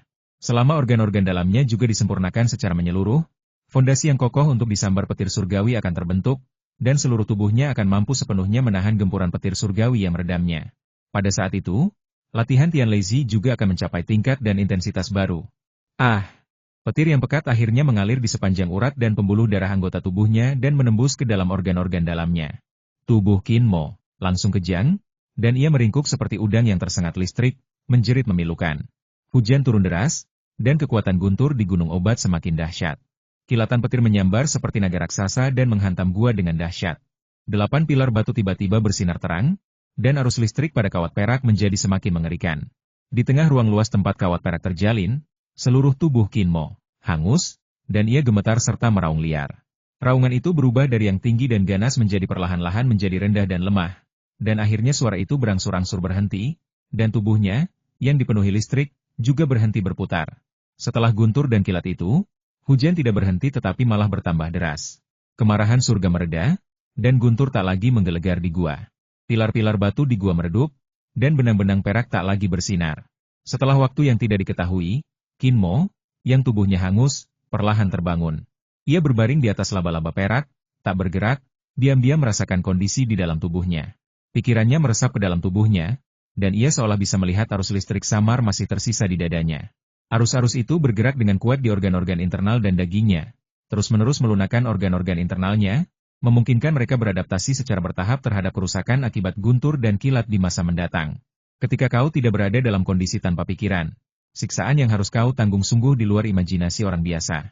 Untungnya, aku telah berlatih seperti ini selama 5 tahun, dan jiwa serta ragaku telah beradaptasi sejak lama. Kalau tidak, meskipun ragaku mampu beradaptasi, jiwaku tidak akan sanggup menanggung rasa sakit seperti itu dan akan langsung runtuh. Kalau begitu, aku akan benar-benar menjadi orang bodoh. Yang tersisa hanyalah penempaan organ-organ internal. Dengan kecepatan ini, paling lama dalam 2 hingga 3 bulan, fondasi tersulit untuk tahap awal serangan petir surgawi akan diletakkan dengan kokoh. Setelah beristirahat sejenak dan mengumpulkan kembali kekuatannya, Qin Mo turun dari kawat perak dan terhuyung-huyung ke belakang salah satu pilar batu. 2 tahun yang lalu, sebelum kakekku pergi, dia berkata bahwa saat aku bangun nanti, aku akan melihat apa yang dia tinggalkan untukku. Di balik pilar batu, terdapat sebuah kotak kayu persegi. Kotak itu tidak terkunci, dan Qin Mo membukanya dengan mudah. Di dalam kotak kayu itu, ada sepucuk surat, peta yang digambar dengan indah, dan patung kayu yang tampak seperti asli, persis seperti kakeknya. Laier, kakek akan berusaha kembali mencarimu sebelum kamu berusia 17 tahun. Kalau aku belum kembali saat itu, kakek mungkin akan mendapat masalah. Kalau itu terjadi, jangan datang mencariku. Berlatihlah dengan giat dan jalani hidupmu sendiri. Suatu hari nanti, ketika alammu mencapai tingkat yang cukup tinggi dan kau bisa menghancurkan segel ingatan mutiara penekan jiwa, kau secara alami akan tahu apa yang terjadi 10 tahun yang lalu. Peta-peta itu menggambarkan tempat-tempat aneh di pegunungan yang sangat dingin yang digambar kakek. Peta-peta itu berisi lokasi distribusi herba dan batu spiritual yang detail, serta rentang aktivitas berbagai binatang spiritual. Aku telah menandai lokasi binatang spiritual dan herba spiritual yang berguna untuk kultivasimu. Setelah bangun, kau bisa pergi ke sana untuk memetik dan berburu sesuai kemampuanmu. Selama bertahun-tahun, kakek sering bepergian di pegunungan Extremely Frost dan berteman dengan beberapa binatang roh. Jika suatu hari nanti kau ingin masuk lebih dalam atau melintasi pegunungan Extremely Frost, Ingatlah untuk membawa patung itu. Beberapa binatang roh mengenali patung itu. Setelah kau menunjukkannya kepada mereka, binatang roh yang mengenali patung itu tidak akan mempermalukanmu. Aku yakin kau akan mengenali tempat di mana makhluk roh patung itu tinggal. Aku juga sudah menandainya, jadi awasi terus. Ramuan dan obat-obatan spiritual di Gunung Obat Keluarga Ling tidak mampu menahan kerusakan akibat luapan petir. Saat aku di sini, aku mengarahkan luapan petir dari tempat praktikmu ke tempat lain agar tidak memengaruhi ramuan spiritual di Gunung Obat. Meskipun aku sudah menata ulang sebelum pergi, aku pergi terburu-buru dan tidak bisa mengurus semuanya. Seiring waktu, luapan petir dari tempat praktikmu akan tetap merusak pertumbuhan ramuan spiritual tersebut. Aku khawatir cepat atau lambat hal itu akan menarik perhatian keluarga Ling. Kamu harus memperhatikan hal ini. Mutiara penekan jiwa adalah harta karun. Mutiara ini satu-satunya alat spiritual yang diwariskan orang tuamu. Mutiara ini bukan sekadar segel untuk ingatanmu. Ada banyak misteri di dalamnya yang bahkan aku tak mampu pahami. Kau harus menyimpan mutiara ini dengan baik dan jangan pernah membiarkan siapapun melihatnya, agar tidak menimbulkan masalah besar. Ingat, isi surat itu tidak terlalu panjang, dan Qin Mo selesai membacanya dengan cepat. Setelah merenung sejenak, ia mengeluarkan setumpuk peta dan mengamatinya dengan saksama. Peta di atas hanya berjarak 30 mil dari Yaoshan. Beberapa lokasi penting ditandai dengan lingkaran di peta, salah satunya memiliki patung listrik yang berbayang. Binatang roh dibagi menjadi tingkatan kuat dan lemah berdasarkan tingkatannya. Tingkat pertama adalah yang terlemah, setara dengan kekuatan seorang prajurit di alam pemurnian tubuh. Tingkat ke-10 adalah yang terkuat. Konon, binatang roh tingkat ke-10 sangat mengerikan, setara dengan prajurit terkuat di alam asal domain. Elang listrik bayangan hanyalah tingkat pertama. Ia suka hidup berkelompok. Pertahanannya rendah dan pandai menyerang. Ia sering muncul berkelompok dan cepat. Saat menyerang, ia akan menembakkan petir terlebih dahulu. Setelah petir mengenai musuh dan melumpuhkannya, ia akan mendekat dan mencabik mangsanya dengan cakarnya yang tajam.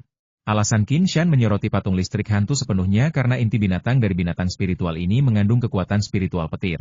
Tentu saja, kekuatan petir dari inti binatang itu jauh dari sebanding dengan arus listrik guntur 9 surga, dan tidak dapat membantu Qin Mo menempa darah dan dagingnya. Namun, inti binatang dari patung listrik bayangan masih memiliki beberapa kegunaan magis. Setelah Qin Mo menyerap kekuatan petir dari inti binatang, ia dapat dengan mudah mengubahnya menjadi kekuatan spiritual.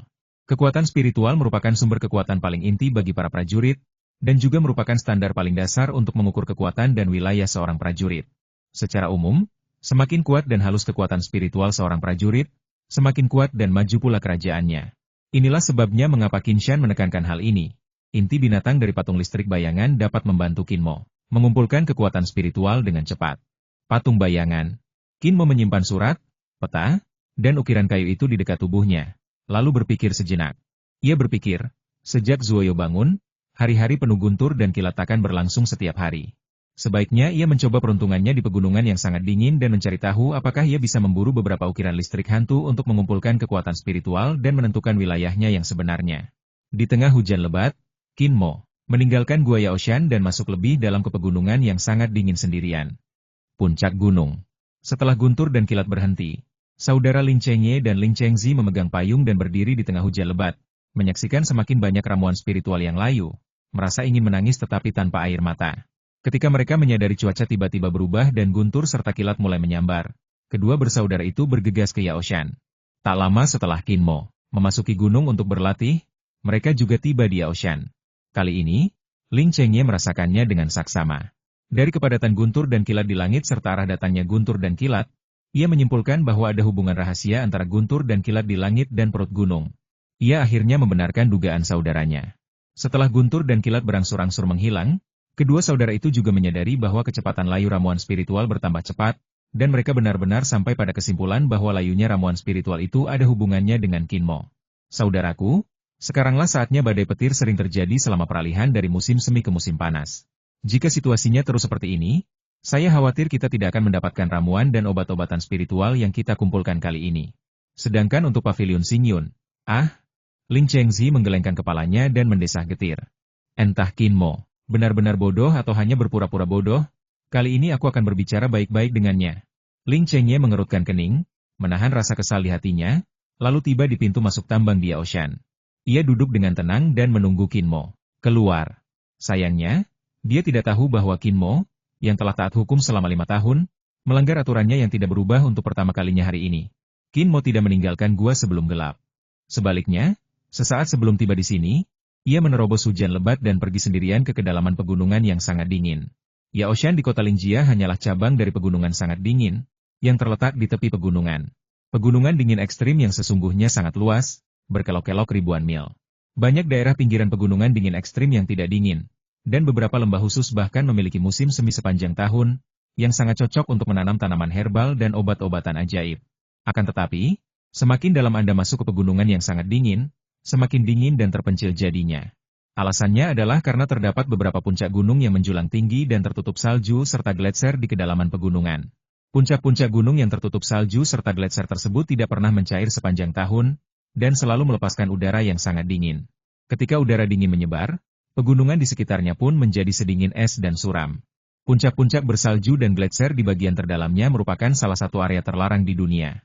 Konon, area ini kaya akan banyak ramuan spiritual langka dan kristal dingin, yang semuanya merupakan harta karun langka dan merupakan bahan pelatihan impian para prajurit. Sejak zaman kuno, tempat tumbuhnya herba spiritual langka seringkali dihuni oleh makhluk-makhluk ganas. Hal yang sama juga terjadi di puncak-puncak salju dan puncak-puncak es, tempat tinggal banyak makhluk spiritual ganas tingkat tinggi. Bahkan para pejuang yang kuat pun jarang menginjakkan kaki di sana. Ketika mereka bepergian ke dan dari pegunungan yang sangat dingin, mereka akan secara aktif memilih untuk menghindarinya dan tidak memprovokasi makhluk-makhluk spiritual yang kuat di sana. Ada juga banyak herba spiritual yang tumbuh di tepi dan area terluar pegunungan yang sangat dingin. Dan ada juga binatang spiritual yang aktif, tetapi level mereka tidak terlalu tinggi dan tersebar luas. Menemukan herba spiritual dan memburu binatang spiritual membutuhkan banyak energi dan bergantung pada keberuntungan. Daerah-daerah tersebut merupakan tempat para prajurit sering beraktivitas. Para prajurit Pavilion Nebula, serta banyak pasukan kecil di sekitarnya yang berafiliasi dengan Pavilion Nebula, seperti keluarga Ling, beraktivitas di daerah-daerah yang jauh dari puncak-puncak bersalju dan gletser hampir setiap tahun. Setelah hujan lebat, jalan pegunungan menjadi berlumpur dan licin, dan udaranya luar biasa segar. Qin Mo meninggalkan Yaoshan dan menuju lebih dalam ke pegunungan. Kakinya berlumuran lumpur, tetapi wajahnya menunjukkan sedikit kegembiraan. Selama bertahun-tahun, dia menghabiskan seluruh waktunya berlatih jurus petir surgawi dan tidak pernah melanggar aturannya sendiri. Dia sangat tertutup. Lagi pula, ia hanyalah seorang bocah lelaki berusia 15 tahun. Setelah bertahun-tahun berlatih dengan membosankan, ia tak kuasa menahan rasa bahagia ketika berhasil terbang menembus hutan. Bahkan rasa lelah di tubuhnya pun seakan sirna.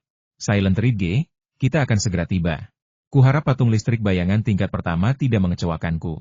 Menatap jalan pegunungan di sepanjang jalan dan mengingat peta dalam benaknya, melihat bahwa ia semakin dekat ke Silent Ridge tempat patung-patung listrik bayangan aktif, Qin Mo secara bertahap menekan kegembiraannya, memfokuskan perhatiannya, dan mulai berhati-hati. Patung listrik bayangan hantu hanyalah binatang spiritual tingkat pertama, yang setara dengan kekuatan seorang prajurit di alam pemurnian tubuh. Tergantung pada ukuran patung listrik bayangan hantu dan kekuatan binatang tersebut, mungkin terdapat perbedaan kekuatan tertentu. Tetapi patung listrik bayangan hantu yang paling kuat pun tidak dapat mencapai tingkat kekuatan seorang prajurit di alam kaiyuan.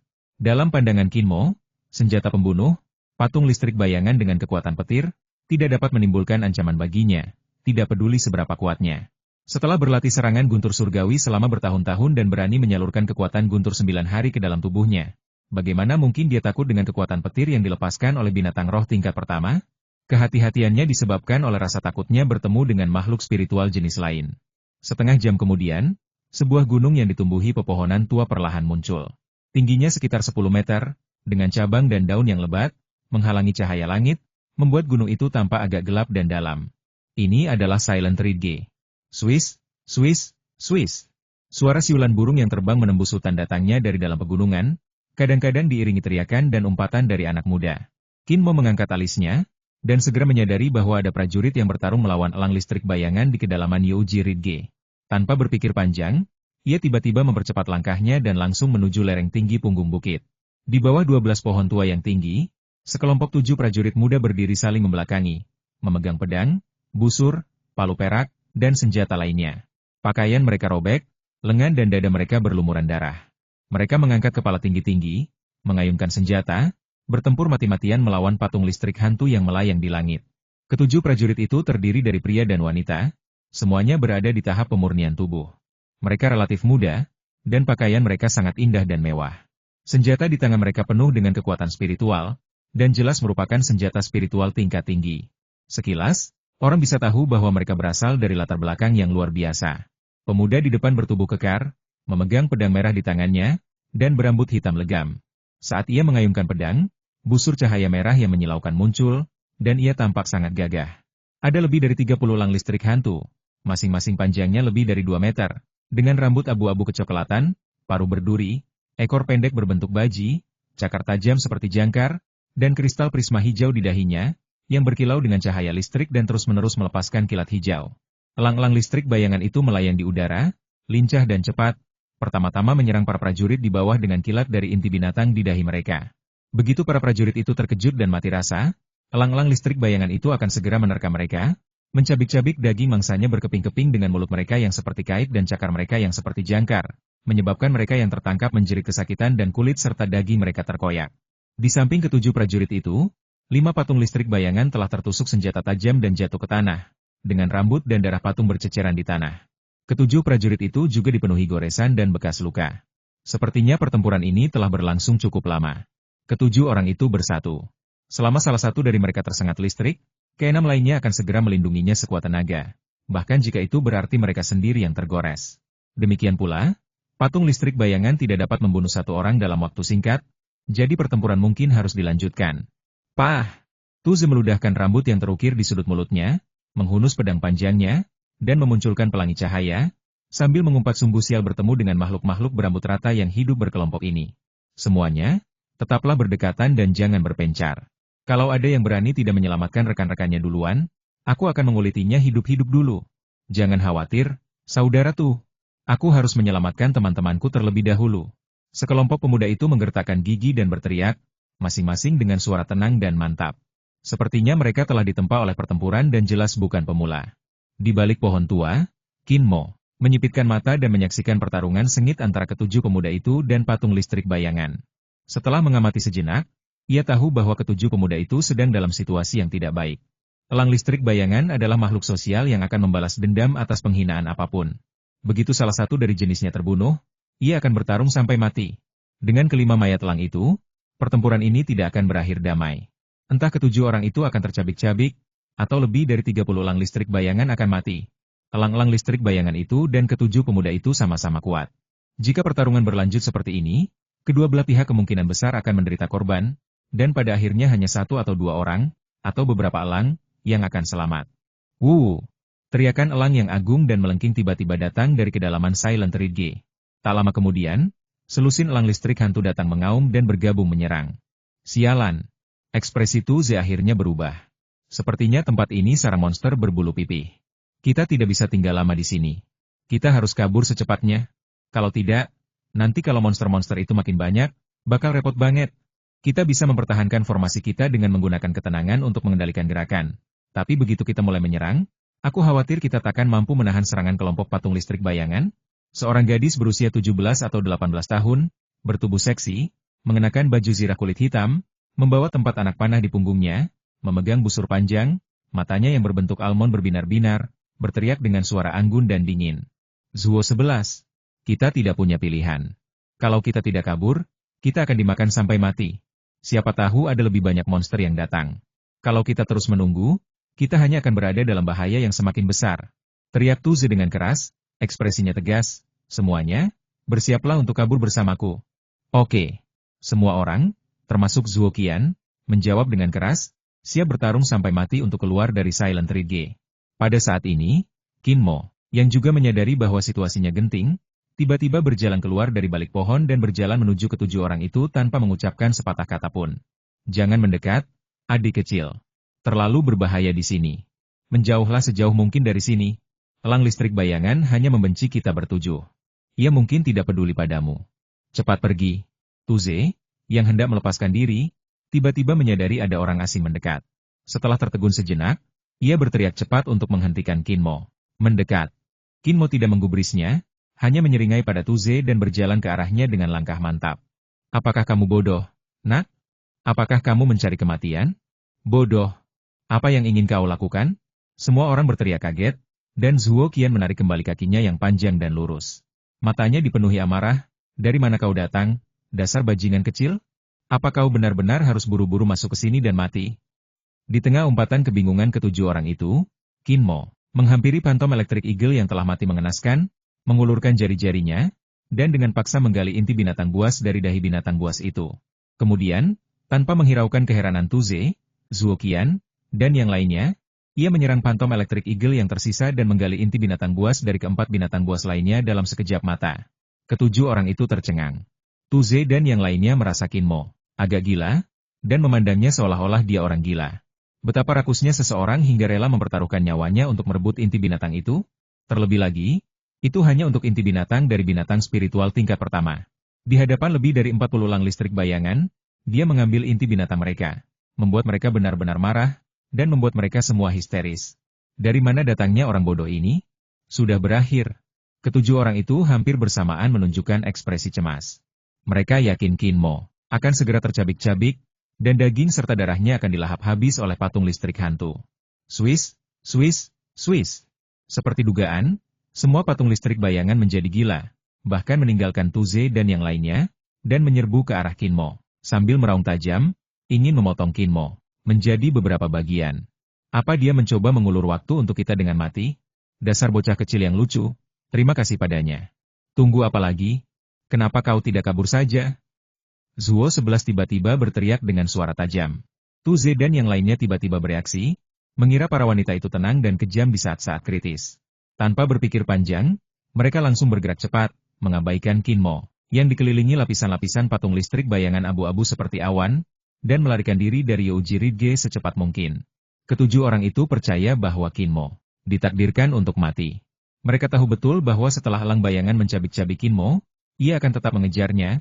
Jadi mereka bahkan tidak menoleh ke belakang, berusaha menjauh sejauh mungkin dari sarang elang bayangan, untuk mencuri secercah harapan bagi kelangsungan hidup mereka sendiri.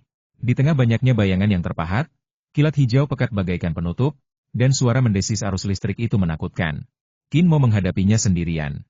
Selamat datang semua pecinta buku untuk membaca. Karya serial terbaru, tercepat, dan terpopuler semuanya ada di bab 8 asli. Petir hijau menyambar kepala Kinmo. Ekspresinya berubah. Ia tiba-tiba mengendurkan dadanya dan mengerahkan seluruh kekuatannya untuk mengaktifkan guntur surgawi. SSSTTT. Banyak arus listrik bagaikan garis-garis api hijau, yang semuanya menembus tubuh Kinmo.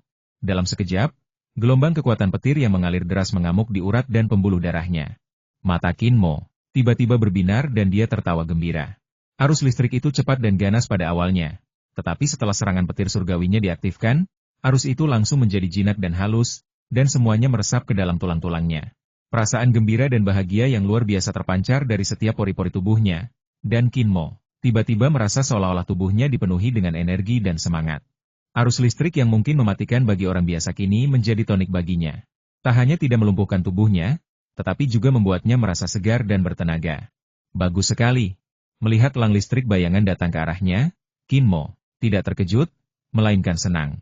Ketika elang listrik terdekat mendekat, ia tiba-tiba mengulurkan tangan untuk menangkapnya. Cakar besi elang listrik hantu jatuh dan ditangkap oleh tangannya.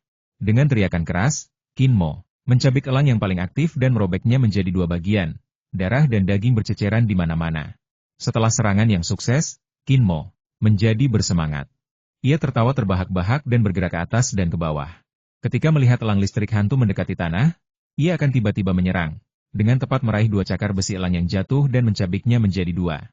Ketika patung petir bayangan menyerang Tuze, Zuoqian dan 7 orang lainnya, mereka akan menunggu petir menyambar mereka terlebih dahulu dan kemudian menyerbu ke depan.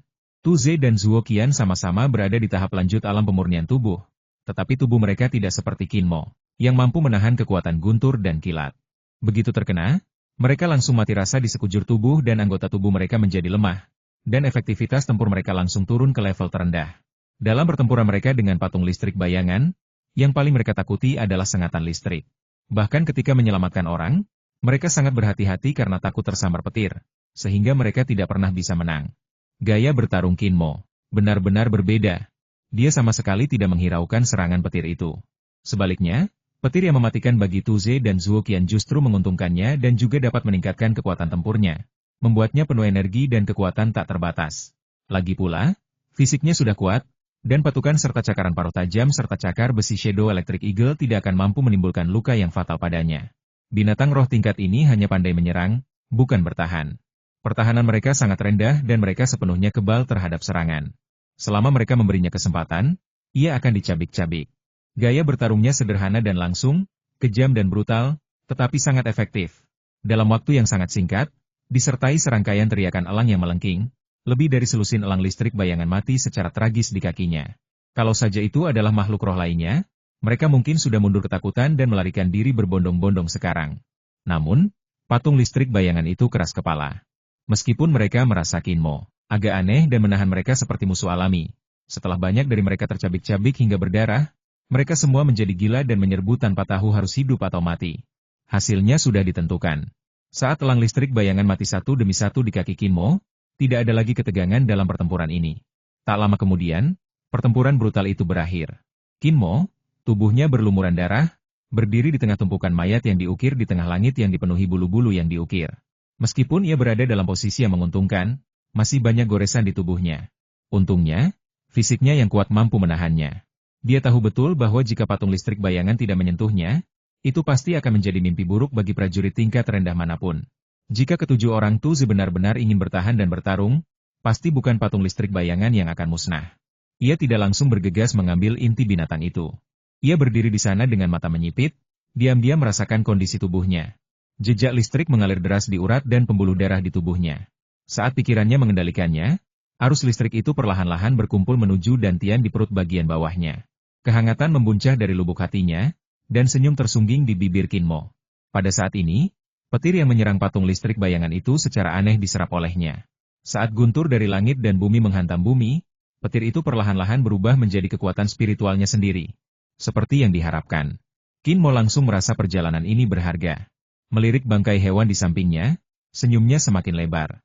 Ujung lainnya, Tuze, Zuoqian, dan yang lainnya yang melarikan diri dari Bukit Youji dengan panik, jantung mereka berdebar kencang dan ekspresi mereka sangat muram. Mereka siap bertarung kapan saja. Dengan kekuatan tempur lebih dari 40 elang listrik hantu, bahkan prajurit biasa di alam kaiyuan pun harus menghindari serangan mereka untuk sementara. Kinmo, muda jelas-jelas sedang diumpankan ke elang-elang itu. Setelah dia mati, bukankah elang-elang listrik hantu itu akan segera menyusulnya? Oleh sebab itu mereka tidak berani bersantai barang sesaat pun. Karena mereka takut kalau kawanan burung elang itu sewaktu-waktu memburu mereka dan mereka akan terjerumus lagi dalam pertempuran yang sukar dan sengit. Akan tetapi, mereka menunggu dan menunggu tetapi tidak ada satupun elang yang muncul, dan ketujuh orang itu pun perlahan mulai curiga. Berhenti. Tepat ketika mereka hendak keluar dari Yoji Ridge, Tuze akhirnya merasa ada yang tidak beres. Ia memberi isyarat kepada semua orang untuk berbalik dan membentuk formasi pertahanan, lalu fokus ke langit di belakang mereka. Tidak ada seekor elang pun yang terlihat. Ini. Bahkan Zuoqian, yang bertubuh seksi namun tetap tenang dan kejam di saat-saat genting, tampak bingung. Ia menyeka keringat di lehernya, matanya yang menggoda berkedip-kedip. Aku mendengar teriakan tajam elang bayangan tadi. Pasti ada pertempuran. Tidak diragukan lagi. Tuze tampak kasar dan liar, tetapi sebenarnya ia sangat bijaksana. Ia bersandar di tanah dengan pedang panjangnya, mengatur napasnya, dan tidak melewatkan kesempatan apapun untuk memulihkan kekuatan spiritualnya. Ia berkata dengan suara berat elang bayangan tidak akan datang. Hanya ada satu kemungkinan anak itu telah menjadi masalah besar bagi mereka. Bagaimana ini mungkin? Teriak Kang Zi yang agak gemuk. Kalau kita tidak mencabik-cabik orang itu, elang petir bayangan tidak akan bisa mengejar. Mereka belum datang, artinya monster-monster berambut pipi itu tidak bisa membunuhnya dengan mudah. Tuze melihatnya dengan sangat jelas.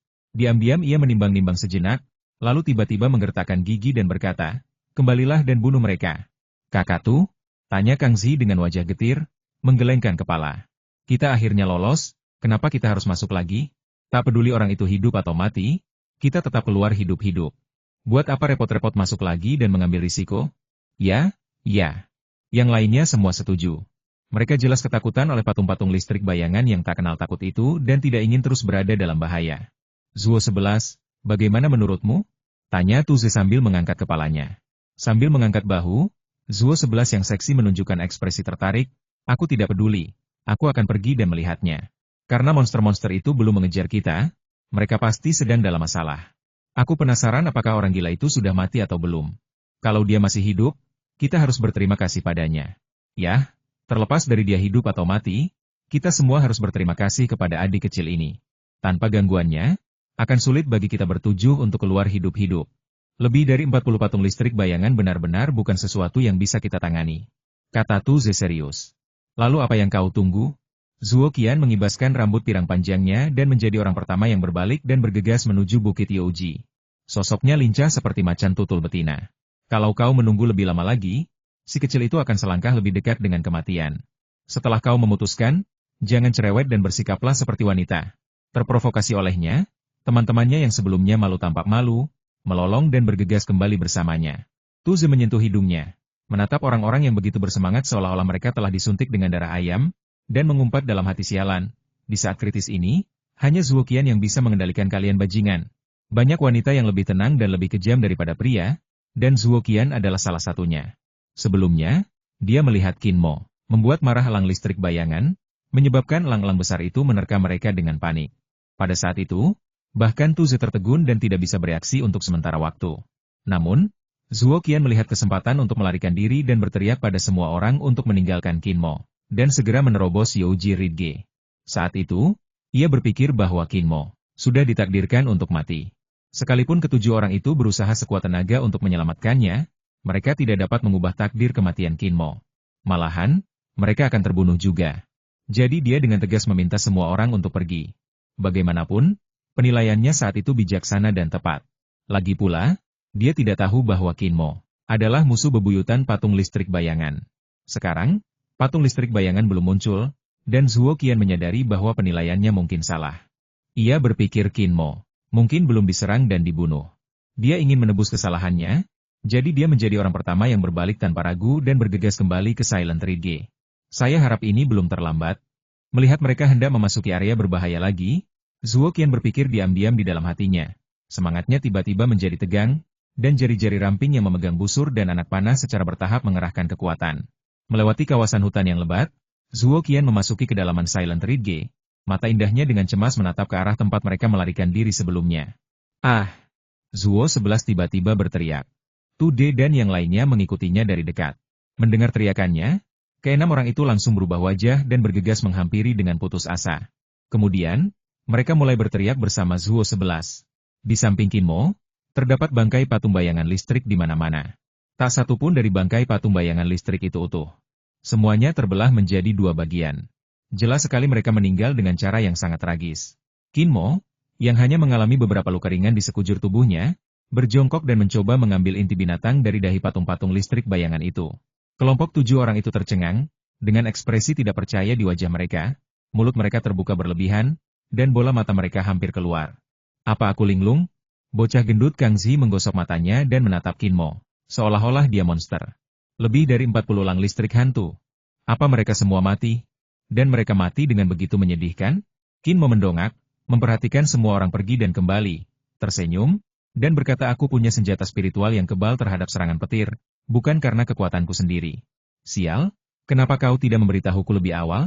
Tuze tertawa dan melangkah maju, meninju Qin Mo. Dengan ramah, jika kau memberitahu kami lebih awal, kami pasti akan membantumu membunuhnya. Kau membuat kami merasa buruk dan kembali untuk menyelamatkanmu. Apa kau takut kami akan mencuri inti binatang buasmu? Itu benar. Qin Mo bergumam. Dia pikir mereka tidak akan datang. Setelah membunuh elang listrik bayangan, dia akan menguasai semua inti binatang itu sendirian. Dia benar-benar tidak ingin berinteraksi dengan Tuze dan yang lainnya. Tidak, aku hanya khawatir senjata ajaib itu tidak akan berfungsi dan mungkin akan melukaimu, jadi aku tidak banyak bicara. Jelas Qin Mo. Ini bukan kota Lingjia, dia tidak perlu berpura-pura dan bersikap alami saja. Tidak ada jejak kebosanan di mata Qin Mo. Sebaliknya, pupil matanya tampak sangat hidup. Di hadapan wajahnya yang tampan, ia begitu tampan hingga nyaris seperti iblis. Si kecil masih agak kekanak-kanakan, dan kau belum cukup lihai berbohong. Kalau kau benar-benar khawatir senjata spiritual itu tidak akan berfungsi, beranikah kau datang ke sini untuk mati? Zuo 11 meliriknya dan menggodanya. Begitu kau datang ke sini, kau langsung menggali inti binatang buas. Kalau kau serakah, serakah saja. Jangan membuat alasan-alasan yang tidak berguna itu. Sungguh, apa kau pikir kami sama denganmu? Bertarung denganmu demi inti binatang buas spiritual tingkat pertama? Hahaha, kami dari Pavilion Nebula.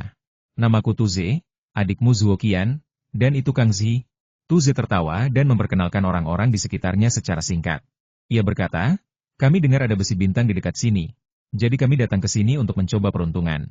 Tak disangka, kami kurang beruntung dan bertemu sekelompok elang listrik hantu. Haha, kami benar-benar tidak peduli dengan inti binatang dari binatang roh tingkat pertama. Jangan khawatir, kami tidak akan bersaing denganmu untuk ini.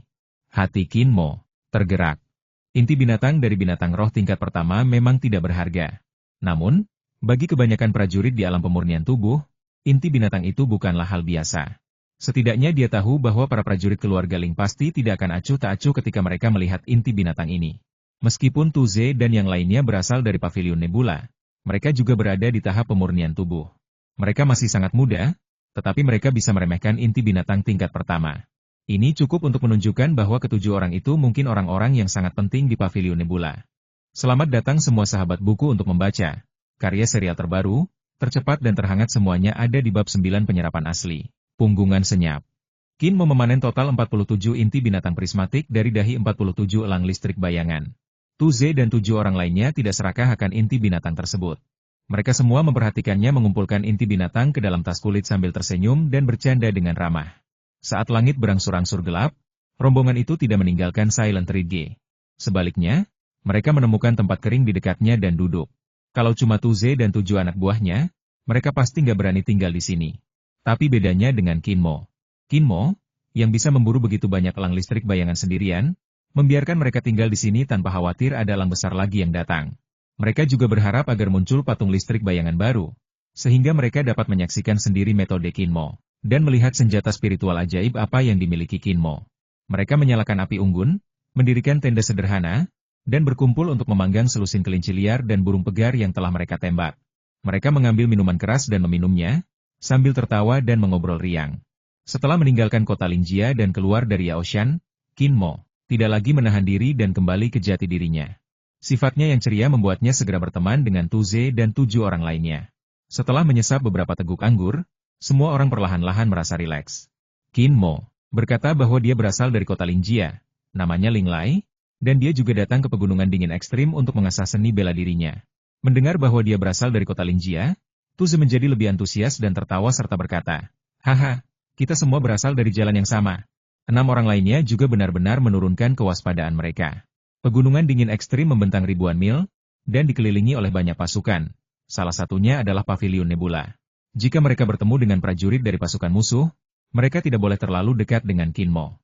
Berbagai kekuatan, karena perebutan tambang spiritual, wilayah, dan tempat untuk bercocok tanam, pertempuran berdarah terus berlanjut sepanjang tahun. Ada perseteruan berdarah yang tak terdamaikan antara beberapa kekuatan. Begitu mereka bertemu, mereka akan bertarung sampai mati dan mustahil bagi mereka untuk bersatu. Meskipun area ini selalu berada di bawah pengaruh Pavilion Nebula, tidak ada jaminan bahwa prajurit dari kekuatan luar tidak diizinkan masuk. Jadi begitu mereka duduk, Tuze sangat khawatir tentang identitas Kinmo. Setelah mengetahui bahwa dia berasal dari keluarga Ling, dia merasa sangat lega. Pavilion Nebula adalah pasukan prajurit setingkat batu biru. Di antara pasukan yang dapat dinilai seperti itu, bahkan yang terlemah sekalipun memiliki fondasi tertentu dan cukup kuat. Kekuatan para prajurit di alam roh diperkuat lapis demi lapis sesuai dengan tingkatan batu biru, besi hitam, tembaga merah, perak, dan emas. Hierarkinya sangat ketat, dan kekuatan antar tingkatan sangat bervariasi. Pada pasukan tingkat batu biru, sebagian besar prajurit berada pada alam pemurnian tubuh dan kaiyuan, dan hanya sedikit prajurit di alam Wan Xiang yang mampu bertahan di sana dalam waktu lama. Secara umum, selama seseorang berhasil menerobos ke alam segudang, ia akan disukai oleh pasukan setingkat besi hitam dan langsung melangkah ke dunia prajurit baru. Sedangkan untuk pasukan tingkat besi hitam, sebagian besar prajurit berada di alam Wan Xiang dan alam Tongyou. Setelah seseorang menerobos ke alam Rui, mereka dapat segera meninggalkan pasukan tingkat besi hitam dan memasuki pasukan tingkat tembaga merah untuk berlatih, mendapatkan lebih banyak sumber daya, dan berkembang lebih cepat. Hal yang sama berlaku untuk kekuatan tingkat tembaga, tingkat perak, dan tingkat emas legendaris. Semuanya sesuai dengan tingkatan alam prajurit yang berbeda. Pasukan tingkat tembaga sebagian besar dihuni oleh para pendekar di alam Rui dan alam hancur. Pasukan tingkat perak adalah dunia para pendekar di alam nirvana dan alam abadi. Pasukan tingkat emas yang legendaris adalah tempat suci tak tertandingi bagi para pendekar terkuat di alam void dan alam asal domain untuk berlatih. Pasukan prajurit dengan tingkatan yang berbeda-beda tersebut biasanya memiliki pendukung tingkat tinggi di atas dan tanggungan tingkat rendah di bawah, bergantian dalam lapisan-lapisan dan saling memeriksa serta menyeimbangkan satu sama lain seperti piramida.